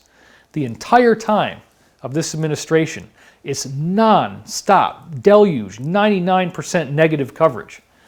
And it's like, I look at this as similar to a dysfunctional relationship. And remember, I have a degree in psychology, and I also studied suicide hotline, crisis intervention, and prevention. So I actually was trained to work suicide hotlines. I know about domestic violence. I watched the videos of women where their eyes are all closed up because they're so swollen from being black and blue, and their lips are all crazy, and there's cuts on their face, and they're crying, and they've just been beaten, but they say, I still love him and I still want to go back to him. Okay, and so we all have had that. We all have been beaten down. We all have been abused. We all have been lied to. We all have been betrayed. And the betrayal is absolutely horrible. And when you learn about a betrayal that's that bad, the typical experience you have is shock and anger. And another thing that's a very important psychological principle regarding these domestic incidents that are now happening, it's a lot easier for us as human beings, and I try to be very, very self-maintained on this and not let this happen, but it's very easy for us to take frustration about other things and project them onto a person who's nearby. So we always have to be careful about that. What we don't want to do is we don't ever want to put our partners or family members or children through our own darkness. We want to try to keep that to ourselves. And again, if you can practice emblematic soliloquy or talking to yourself in an intelligent way, in a structured way, in a therapeutic way, talk about your frustration, talk about your anger, talk about how upset you are. Verbalize it, get it out, get it off your chest. You don't need anybody to hear it. God will hear it, the higher beings will hear it, that's fine. Okay, your dog might understand you, who knows? Did you say food? Did you say walk? Well, she's going to perk up for that. But anyway, yeah, so this is a time for all of us to wake up to the fact that we have been beaten and abused, and yet somehow the abuser told us it's okay for us to totally screw around with this guy. We hate this guy. He's the President of the United States, but we effing hate this guy. And so because we hate him so much, we want you to hate him, and we're going to give you all these reasons all the time. And yeah, we're going to bend the rules, and we're going to screw around, and we're going to do things that are illegal, and we're going to get ourselves in trouble, but it doesn't really matter because don't you just hate him? Don't you just hate him? Ah. Dude, there's laws. This is like legal systems and Department of Justice and federal investigations and subpoenas and interrogations and depositions and testimonies. I mean, you can't do that. Even if you don't like the guy, right? The normal thing you do, if you got a stinker in the White House and you don't like the person, wait till the election and vote. We have that power. But if the power is being taken away from the people, if social media has been manipulated by big tech, that you can only get one side of the story, then there's a problem. And again, if you are a liberal, if you are on the far left, because remember, I grew up in a hippie family in upstate New York. That's as liberal as it gets. That's far, far, far, far left. Then I lived for 5 years in Virginia and 3 years in Kentucky, and I also did a year in Texas. Okay, so I've got both the northern and the southern regions of the country as core intrinsic experiences that built me into being who I am. I was happy to be in the South. Okay, I didn't have a problem with it. And I understand both sides of this thing. I understand the political divide. I do. And again, if all I had available to me was the information coming from the media, I would probably hate the President of the United States too, because you can focus on things and you can get really angry about those things. But isn't it cool just to imagine the possibility that there's something going on here that is so freaking exciting, that this guy who you might not like could actually be involved in a much deeper operation that's maybe hundreds of years old if you look at where it started in Russia, at least since the 1950s in America, maybe longer. And these two factions, the Rockefeller and Rothschild faction, they're not getting to duke it out anymore. It wasn't a presidential election between the Rockefeller candidate, which is the Democrat, or the Republican, and the Rothschild candidate, which is the Democrat. And so, like, if you look at the 2000 election, right, you got George W. Bush versus Al Gore, which was the vice president under Clinton, okay? The Al Gore faction, what was he talking about? He had a movie called Inconvenient Truth, right? That movie was about climate change, and that movie was attacking the oil industry. So even back in 2000, when they were trying to get Al Gore into office, that's the Rothschild faction that wanted that, and what was Al Gore doing? He was making the oil companies look really, really bad by talking about climate change. And even back then, they had this plan to deindustrialize the world, to shut off the use of oil, to shut off industry, okay? Because they knew that if oil collapsed, that their rival, the Rockefeller faction, would go down because the Rockefellers live on that oil money. So think about this. I want you to really think about this, right? Inconvenient Truth, Al Gore, okay, that's the Democrat side, that's the Rothschild side, and they're actually attacking the Rockefellers. The Rockefeller side is going to fight wars in order to stabilize oil, and it's all about the oil business, and so that's where you get your Clintons and your Bushes. Well, actually, the Clintons were actually the Rothschild faction, but the Bush side in particular is going to really, really drive that narrative of, the oil wars. And so the one thing, this is the most important thing that I was getting to before when I was talking about the two factions. The one thing that they always agreed on above all else is total secrecy. They cannot allow this information to go out into the public eye. They cannot allow. They will fight to the death. Now bear in mind, the Rockefeller faction thinks of themselves as more Christian. They don't really get into the Luciferian stuff, but they do the same crap. And they're still trying to kill a bunch of people, and they believe in depopulation, and they believe in mind-controlled shooters, and they believe in rigging the courts, and rigging the justice system, and rigging elections, and penetrating military, and penetrating corporations, and controlling the mainstream media. This is what they do. This is their livelihood. They thrive on it. But they don't believe in Lucifer. They don't believe in Satanism. They have their own weird stuff that they do, yes, but it's not the same. But even if they're going to fight to the death, okay, and the one thing, and this is so important, Savali said this in 2000, the Illuminati whistleblower, the one thing they always agree upon is secrecy. Now, I know this from my many years of working with insiders. Let's go to the wide shot for a second, because I'm going to give some big, big hand gestures now. This is the one thing that I know from working from insiders for many, many years and hearing this testimony from the top people. The one thing that they always agree on is the need for secrecy. They will fight each other to the death. You will find a Rothschild who's hung by a towel in his bathroom off of the bathroom towel rack. Like, yeah, that's a great idea how to kill yourself. Let's just do it on the towel rack. You'll find Rockefellers dying. You'll find Rothschilds dying.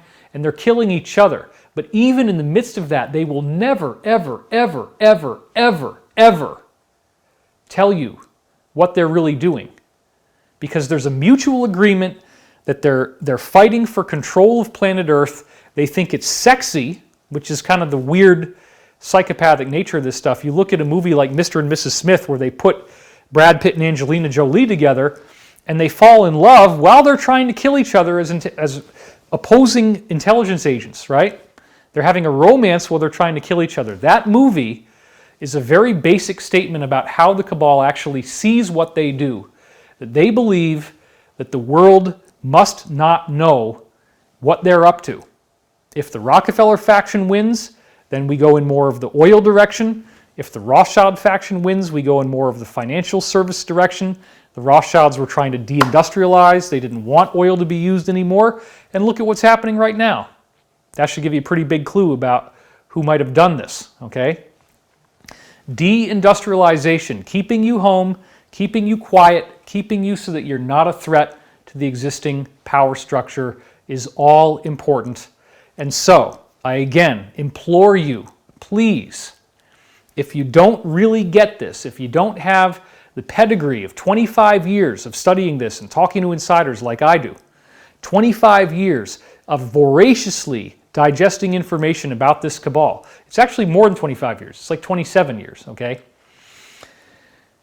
Once you see secrecy break down, once you see real information coming out and something like QAnon in this volume with this specific detail, the Wikileaks stuff, and now we have a new data dump, there is no way whatsoever that any of the two factions or any of the other factions in the deep state would ever want this to happen.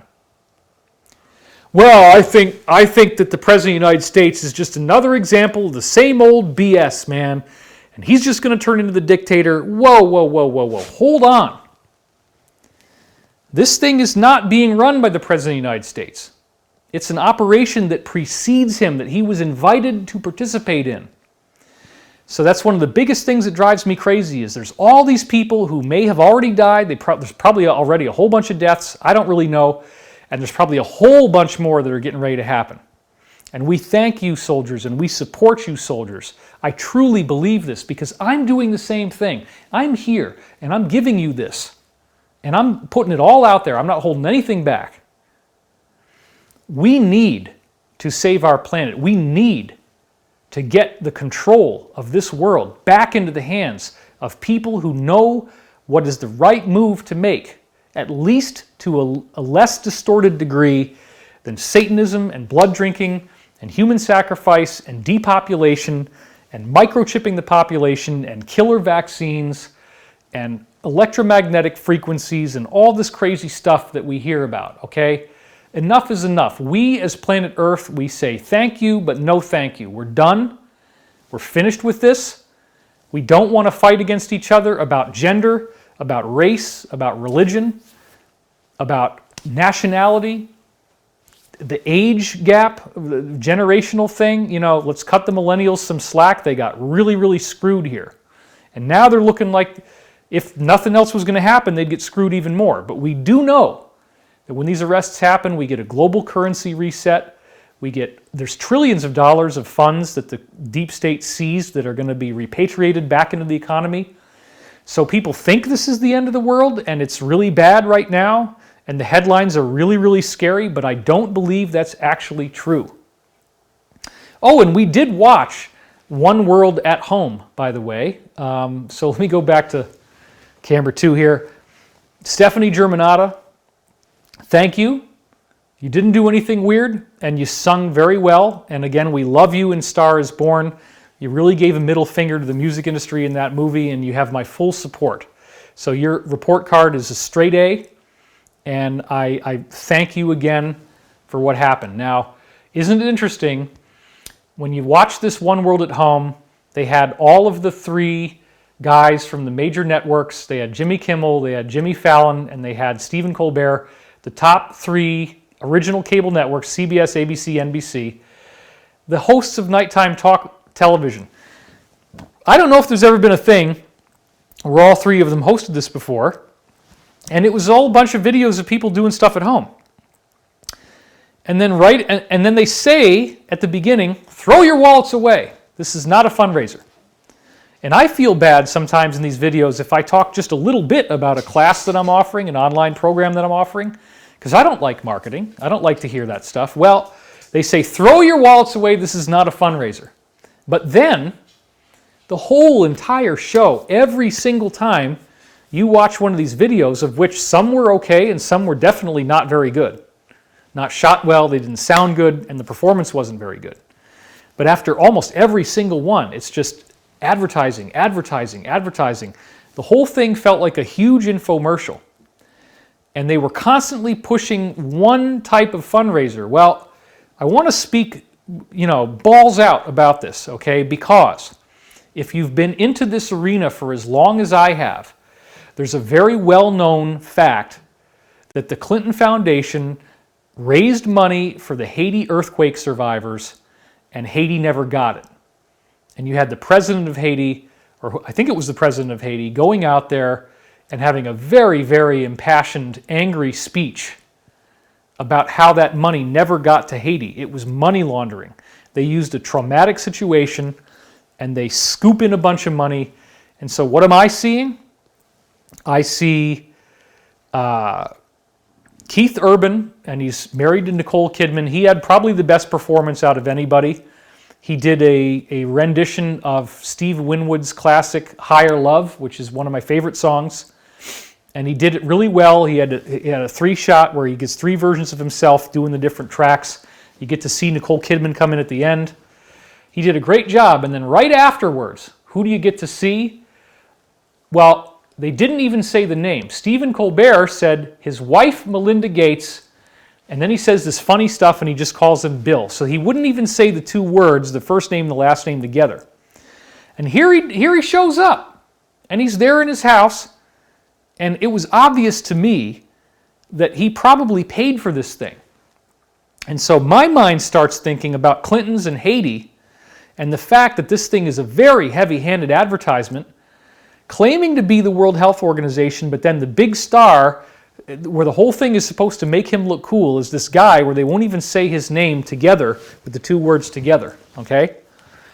And if you know about this, as I said before, the UK Daily Express back in 2009 had this article called Billionaire Club in Bid to Curb Overpopulation, in which it describes that Bill Gates brought this group together to discuss how to reduce the horrible problem of too many people on Earth. And what do we do about this? And they agreed to focus on vaccines. And then the next year, he donates $11 billion in 2010 to his foundation. Warren Buffett donates $34 billion. That's a total of $46 billion. And even if you subtract $5 billion for their expenses, that's $41 billion that they could have spent designing this effing thing that is now out there changing the whole world in a very nasty way. And again, if we don't reopen society, a whole lot of people could die of suicide, hunger, starvation. And it is lunacy at a certain point to leave everything shut down for an indeterminate period of time. And so you're already seeing states in America starting to break away. South Carolina, Georgia are two of the states I can remember. I think Tennessee was another one off the top of my head, who have already said we're going to reopen. Now, there's a lot of controversy around all this stuff, okay? But it's not that dangerous for most people. And expecting that we're not going to get it is foolish. We're going to end up developing what they call herd immunity, where everybody's gotten it, everybody processes it through. So again, it sucks to have the flu, but that's the most that it's going to be for most people unless you have pre-existing conditions at any age.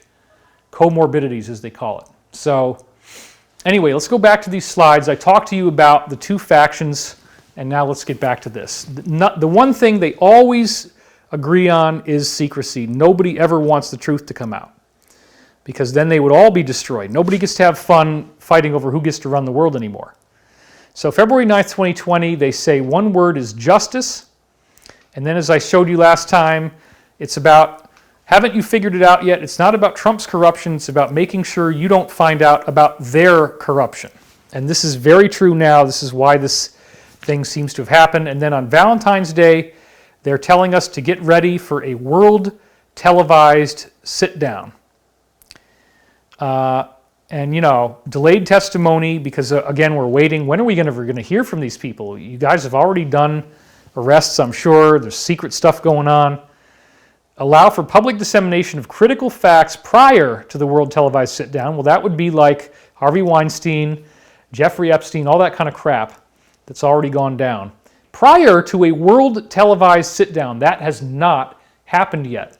But now the very first shot has been fired with this Wikileaks D-class. I mean, I don't even know what the heck we're going to find. I just said we're going live. This is it. We are going live today. We're going to do this right now. Well, the story is very hot and fresh before we really know anything so that you get inspired to want to do more with this. So then they say, sometimes the necessary form to update the American public is provided by the same people being investigated. So I guess that implies the media. Will the release change the strategy? Watch what happens next. They said it's going to be a very hot spring and summer on February 17th, and that is definitely something that looks like it's happening. And then they said on February 17th, to be blunt, game over. Now, to me, this implies that already by February 17th, certain mission-critical operations may have been finished. I don't know this, but I can certainly speculate with an informed perspective. They would not say game over if they didn't already think that they had nailed it and that they had this thing in the bag. We're dealing with this coronavirus, yes, but this may have been like a last-ditch thing when the cabal already knew they were out of time and like, well, you guys don't get to have a happy planet. We're going to destroy it on the way out. That's probably what they did. So prepare for the storm. That's what we're now in, of course. You have come far. You are ready. They had nothing from February 25th to March 9th. And then they said again, nothing can stop what is coming, and rig for red. Now, rig for red is another military term that means red alert. And so red alert is when the red lights come on, like if you're in a submarine, you hear a siren, and then all the lights turn red, and that's red alert, and that means every soldier has to get to his station immediately, his or her station. You run to your stations, you are on red alert, you are active, you are in position, and you're ready for war. So when they say rig for red, that's a really big deal, and they said it on March the 9th. So that means that people were being put into active operations, that we're hearing a lot of murmurings, and I don't know all the details, but apparently a lot of things have already been done and are being done, and we're just not getting to hear about it yet, but we will. It's all, they said, to be blunt, game over. Nothing can stop what is coming. So no matter what seems to be going down in the world, they believe that this plan is so solid that nothing is going to stop it, and I actually would agree. Then on March 9th, they say God wins. Well, this again implies, okay, we're dealing with, they say it's going to be biblical, right? God wins. It's not like they're saying that the president is God. They're saying the real God, the good God, the God that actually loves you and wants to make sure that you're safe and happy and that you have a home and you can feed your family and you can help your kids feel safe when they go to sleep at night. That's what we want. We want a world that is free from psychopaths and killers and deranged lunatics who want to plant information in your mind that's not true and screw with your head and screw with the way you think. And I don't appreciate that. We need to get past this. And from a spiritual perspective, I believe that the reason why these people were able to do this is that they were authorized on some level because we were not brave enough as a planet to look at this thing in the eye, to face the fact that people would really think like this. It was unthinkable for most people that there would ever be something like this in the world where everybody is stuck at home and there's this killer virus that's going around and destroying lives and destroying people's families and destroying mothers and fathers and daughters and brothers and sisters. It's so freaking sad that somebody would actually go this far to try to kill people off on planet Earth and actually do it over an election and who gets to run the most powerful country on earth. But that's what they're doing. And so one of the best ways that we have to counteract this is the global meditation. So without further ado, that's what I'd like to do now. So, sweetheart, we're going to get that going with the bowls in just a moment. Let me... I guess the dog heard me. Elizabeth might be somewhere else. So let me just, real quick, everybody, put up an animation here. And I'll make sure that I find her so we can do this together. Do I have any good animations on here? Let's see. All right, let's go for this one here, just one of these slides. All right, so I'm going to give you that real quick. I'm going to turn off the mic. I'm going to find her so we can get the meditation going. Hang with me for just a second, everybody.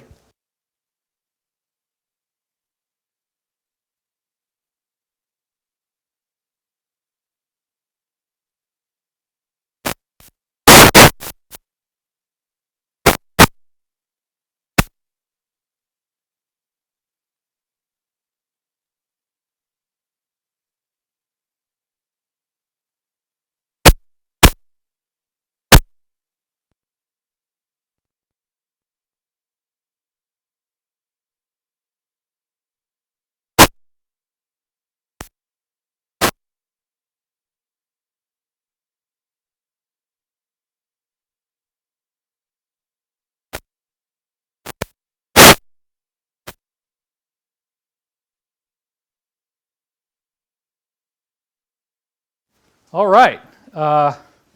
Elizabeth was upstairs watching, and so now we got the band back together. So let's go back to let's go to this one. We'll stage the shot here. Do you need any help? This is some powerful magic, my friends. Powerful, good, positive stuff that we're going to do for planet Earth to get you the meditation you need to make the right decisions for you and your family. All right. Oh, and by the way, I did bring another stupid, crazy, cheesy jacket that I have in my collection. At some point, I thought this was a good idea. I don't know why. But this is another one of my Vegas entertainer jackets. Tie a yellow ribbon round the old oak tree. Thank you, thank you. Anyway, I'm not going to wear this one for very long, but it's kind of like Liberace, and yeah, it helps if it's on right. Anyway, that was fun. I just wanted to show you that. Because, I got clothes in my room, and, we got to use them for something. And we got the girly. We got the girly in the shot. Well, you probably can't see her, but yeah. All right, girly, just hang on. Hang on. So I'd like you to take some time to be by yourself, which you're already doing, but you're with me, so it's not really totally alone. Take a nice deep breath for a moment. And just let yourself relax.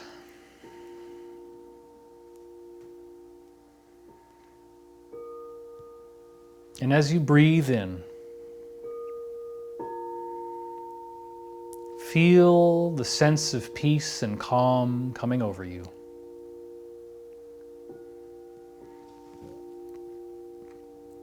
Allowing your breaths to be effortless perfection.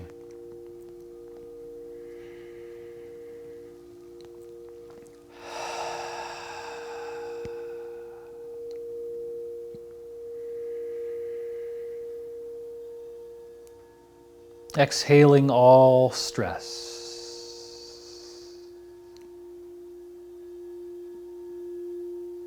Feeling a warmth moving through every muscle. A warmth in the bottom of your feet as you keep breathing deeply and going deeper and deeper into a positive, loving, and receptive state. As if your feet have little warm slippers on them, slippers of light, slippers of energy. And you feel that warm, tingling sensation relaxing and healing any issues, any tension or stress in your feet. And then you feel it gliding up to your ankles, relaxing your ankles. And that warm, living light is gliding up through your calves and your lower legs, healing any issues you may have.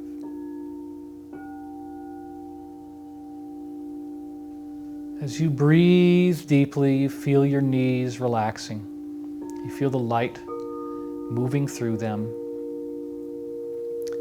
and everything just working itself out so beautifully. And then you feel that living light moving up your thighs now, moving through your upper thighs, moving through your buttocks, moving through your groin area,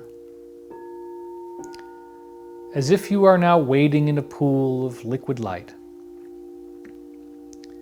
And you're so deeply relaxed.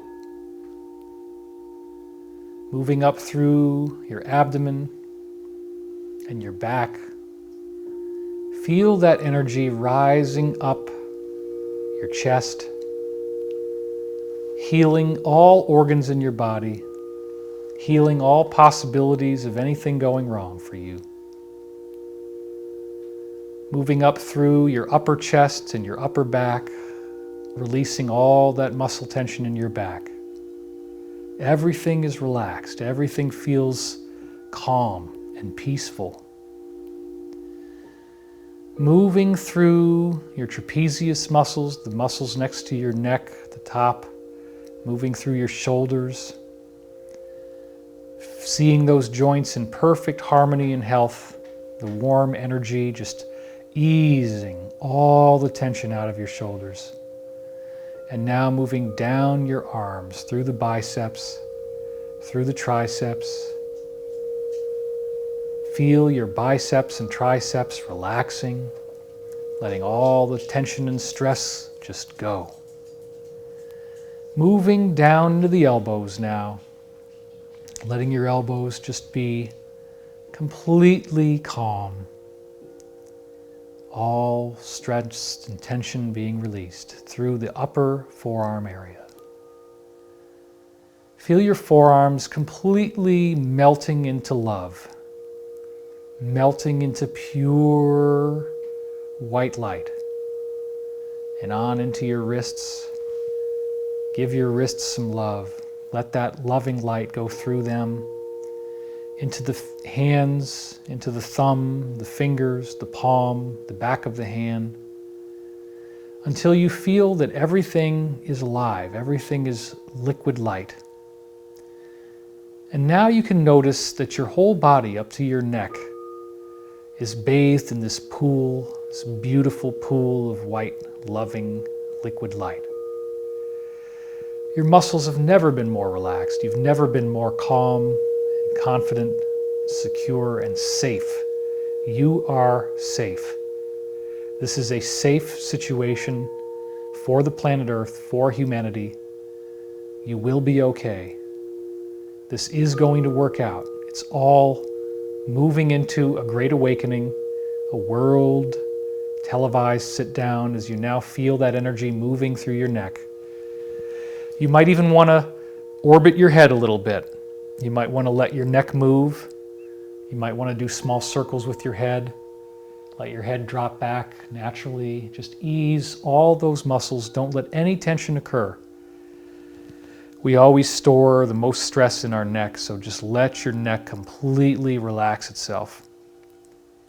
Take all that stress and all that tension out of your neck and just let it go. It's such a good thing when you can nurture yourself like this and give yourself this gift. It's such a good thing to just let that relaxation happen. Let the love flow through you the way it is now.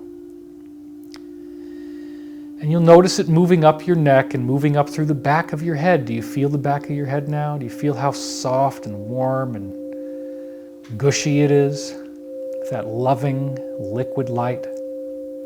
The back of your head is spreading with love, moving over your ears, the tops of your ears, the side of your ears, the earlobes. And now you'll feel that energy moving across your face, your forehead. Feel your forehead igniting with the passion of divine fire, the liquid light that awakens your true divine self. Moving through your nose, moving through your eyes, any stress or tension you've ever had in your eyes, that pain in your eyes when you have eye strain, you stay up too late, it's all drifting away. Your eyes are so peaceful. Your eyes are so relaxed. Your nose is relaxed, your cheeks are relaxed, your lips are relaxed, your chin is relaxed, your whole face. Your jaw muscle, notice all that tension you might be carrying in your jaw muscle. All those times you can open your mouth, you can move your jaw if you want to. Just let that tension leave. Feel those muscles relaxing, calming, becoming so smooth and so nice. It's not even a big deal to just let yourself go. And notice your teeth, and your teeth are relaxing, and everything is so peaceful. Your tongue is relaxed. That now your entire body is bathed in a liquid light, a peace. that helps you go deeper and deeper into the truth of who and what you really are.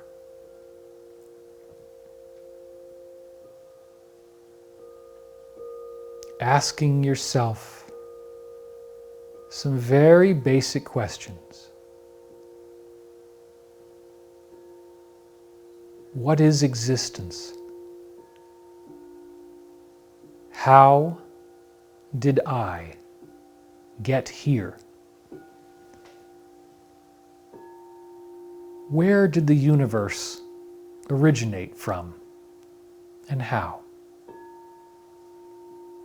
Is there a greater, higher power that guides and nourishes us all?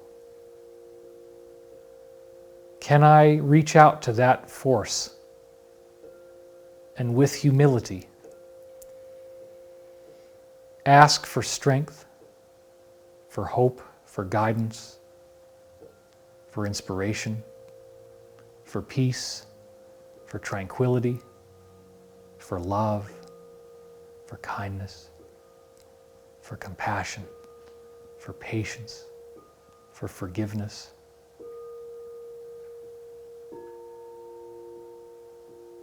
Just let that happen.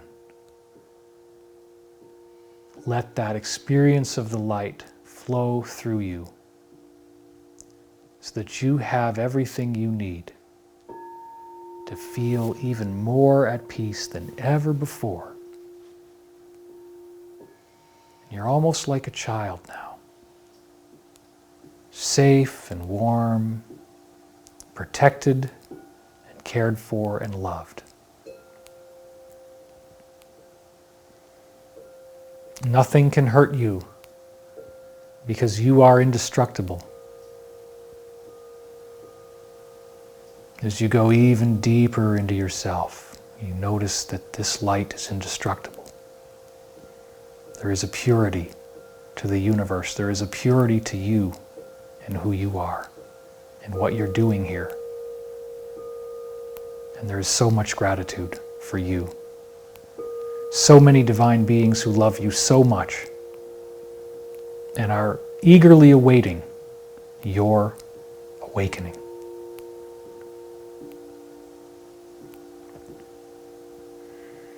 Let's call to them. Let's ask them for what they want to say. And we'll have my wife see what she wants to say.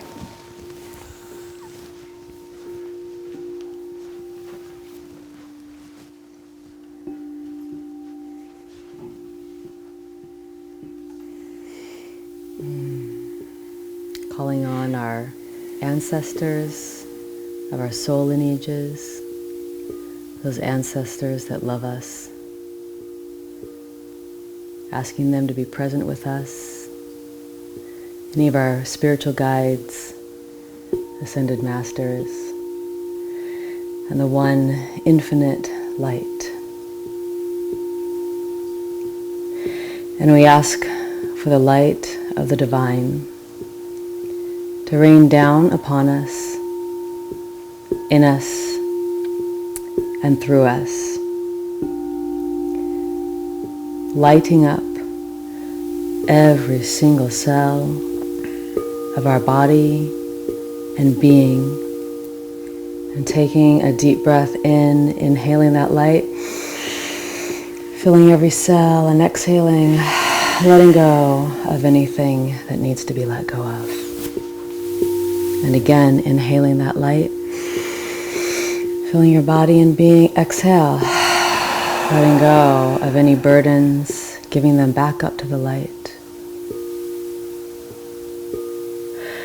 Asking any of your spiritual guides or angels that you may work with to come be with you now and surround you with their love, with their protection, and with their guidance.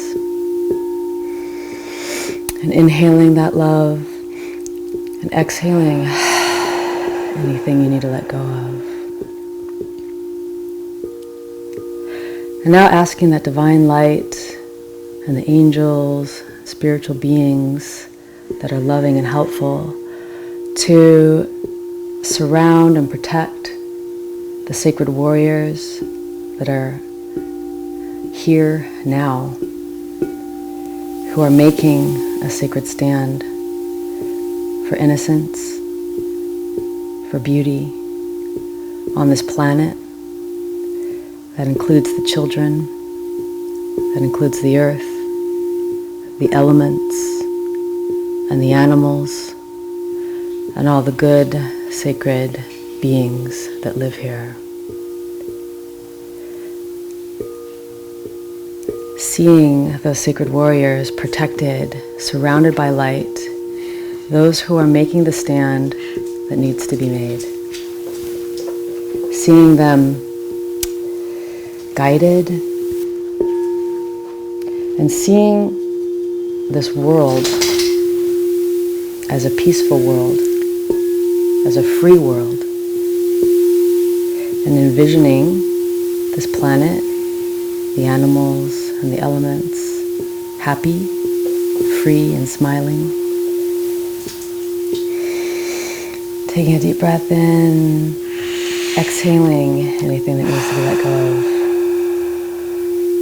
We give thanks to the divine, to the angels, to the spiritual beings, the sacred warriors, and we ask that each and every one of us have the strength, the clarity, and the guidance to walk the beauty way. Amen. We also surround all of our troops with love and light, with prayers and strength and support. Those who may have just gotten activated and find out that they're on a very important mission now to save planet Earth. Those who may end up losing their lives for what they're about to do.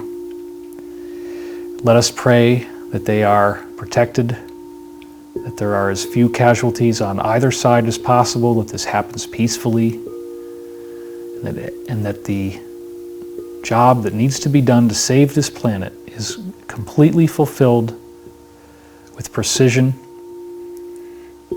so that we get the planet back, and that we don't have to live under the constant threat of people trying to kill everyone. We're done with that. We're moving on as a planet. And there's so many people gathered here right now. There's so much power in the visioning of so many people at once. And so let us envision health and happiness for ourselves, health and happiness for those that we love, for our family, health and happiness for all beings, and a beautiful world where we enjoy ourselves, music, art, dance, beauty, and appreciate the spiritual dimension and the spirit beings. Envisioning a peaceful earth. All right.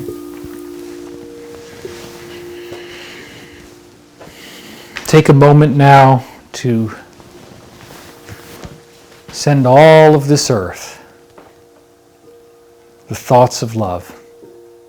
The whole planet might be scared. It might be scared right now. The earth might be afraid of what is going on. The earth might be afraid that this isn't going to work out. The earth might be afraid by seeing everybody so scared. Let's ask that all those people in their homes feel peace. We have the power to reduce this domestic violence, all these reports of restraining orders and horrible arguments. Let's just envision everyone being able to listen more. Practice your emblematic soliloquy if you want to go do that. Take some time to just breathe every day, to not ask others to shoulder too much of your burden, and be helpful and supportive and kind and considerate and compassionate whenever possible. as this is the truth that will set you free. To just be nice is all the planet is trying to teach us. Let's send that energy to planet Earth, loving this being that is our home, it is our mother, and it is our child. It is being born into this new reality and this new way of living where evil will be exposed and we never again have to repeat the decisions that were made in the past. We never again have to let this demonic control apparatus control us. We are free, sovereign, alive, and eternal. And then I ask you to take this energy and return it back to yourself. It's such a beautiful gift when you can love yourself. To truly love yourself. Without all the complexity, trying to get into some deeper spiritual message or teaching. Without all the intellectualizing and looking for information and looking for specific facts. But to just love yourself. To know that you are okay. You are worthy of love. You are a being of infinite worth. And that is so valuable. You're such a gift. You're such a joy to be around. People love you. And you have so much to offer, and you're so valuable. You are that perfect divine spark of living light, embodied in human form. The universe could be reconstructed just from what you have. Your insights, your thoughts, your perspective is wonderful. And there are so many others who love you as well. You are never alone, and you are never without help, and you are always safe. And again, let's send that safety to our healthcare workers on the front lines. Let's give them everything we've got in this meditation. Envision them being free from any infections, helping people get well, reducing the deaths, getting through this peak period that we're in right now, and regaining our planet. And again, let's support all those who are in any type of military capacity, who are bringing about the change we need at this point in our evolution on Earth. Let us never forget in the greatest sense that you are the light. You are the love. You are the one infinite creator. And this is as it was, as it is now, and as it always shall be. And nothing and no one can ever take that from you. And so it is.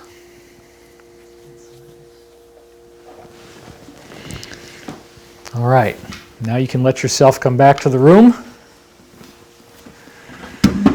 It's good to keep doing these treatments.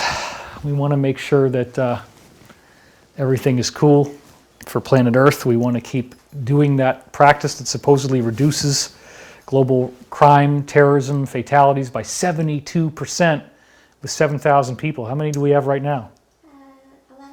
11,800. So we're above the number. We can... And did affect the world. Yeah, and I popped this on you guys out of nowhere with a half an hour's notice, no email, no Twitter, just boom, put it out there. So that's pretty awesome. We got the magic number. Elizabeth is going to be speaking tomorrow in our Great Awakening class. You want to tell people a little bit about what you're going to do tomorrow? It's on sacred boundaries, so it's a whole thing about the boundaries of our spiritual, energetic, and emotional space and how to identify it and how to speak it. And it's still open, right? Yeah. We've actually decided, because so many people keep asking to get into our class, we have an online class going on right now. It's I've already done 10 hours of work, so last Sunday and then the Sunday before that I did 2 5-hour lectures that absolutely blew people away. It's all new material. They're very excited about this. We're not going to bore you with the details, but there are a total of 10 classes, 10 modules. So 3 of them with Elizabeth.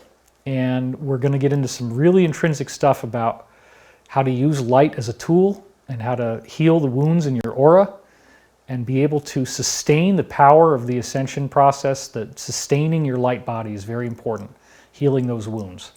And there's so much more to come, so we're going to leave the card open. If you want to get involved, there's a link down there on the bottom to the class, and it's all new material, which for me is difficult. I've talked about so many things, but the reviews that we're getting are amazing. We're hardly getting any cancellations or refund requests at all. People are dazzled with it, so go check it out. And it helps us, and we're very proud of what we've accomplished already, and we're very proud of you. You're awakening. You're doing a great job. You're learning what you need to learn now. Let's dig into that Wikileaks. That's a great way you can help. Go in there, get curious, look at the things that you think others might not look at, read through it, and let us know what you find. And we'll see you next time here on the Divine Cosmos official David Wilcock channel. No LARPing going on here. This is the real thing. Thanks for watching, everybody.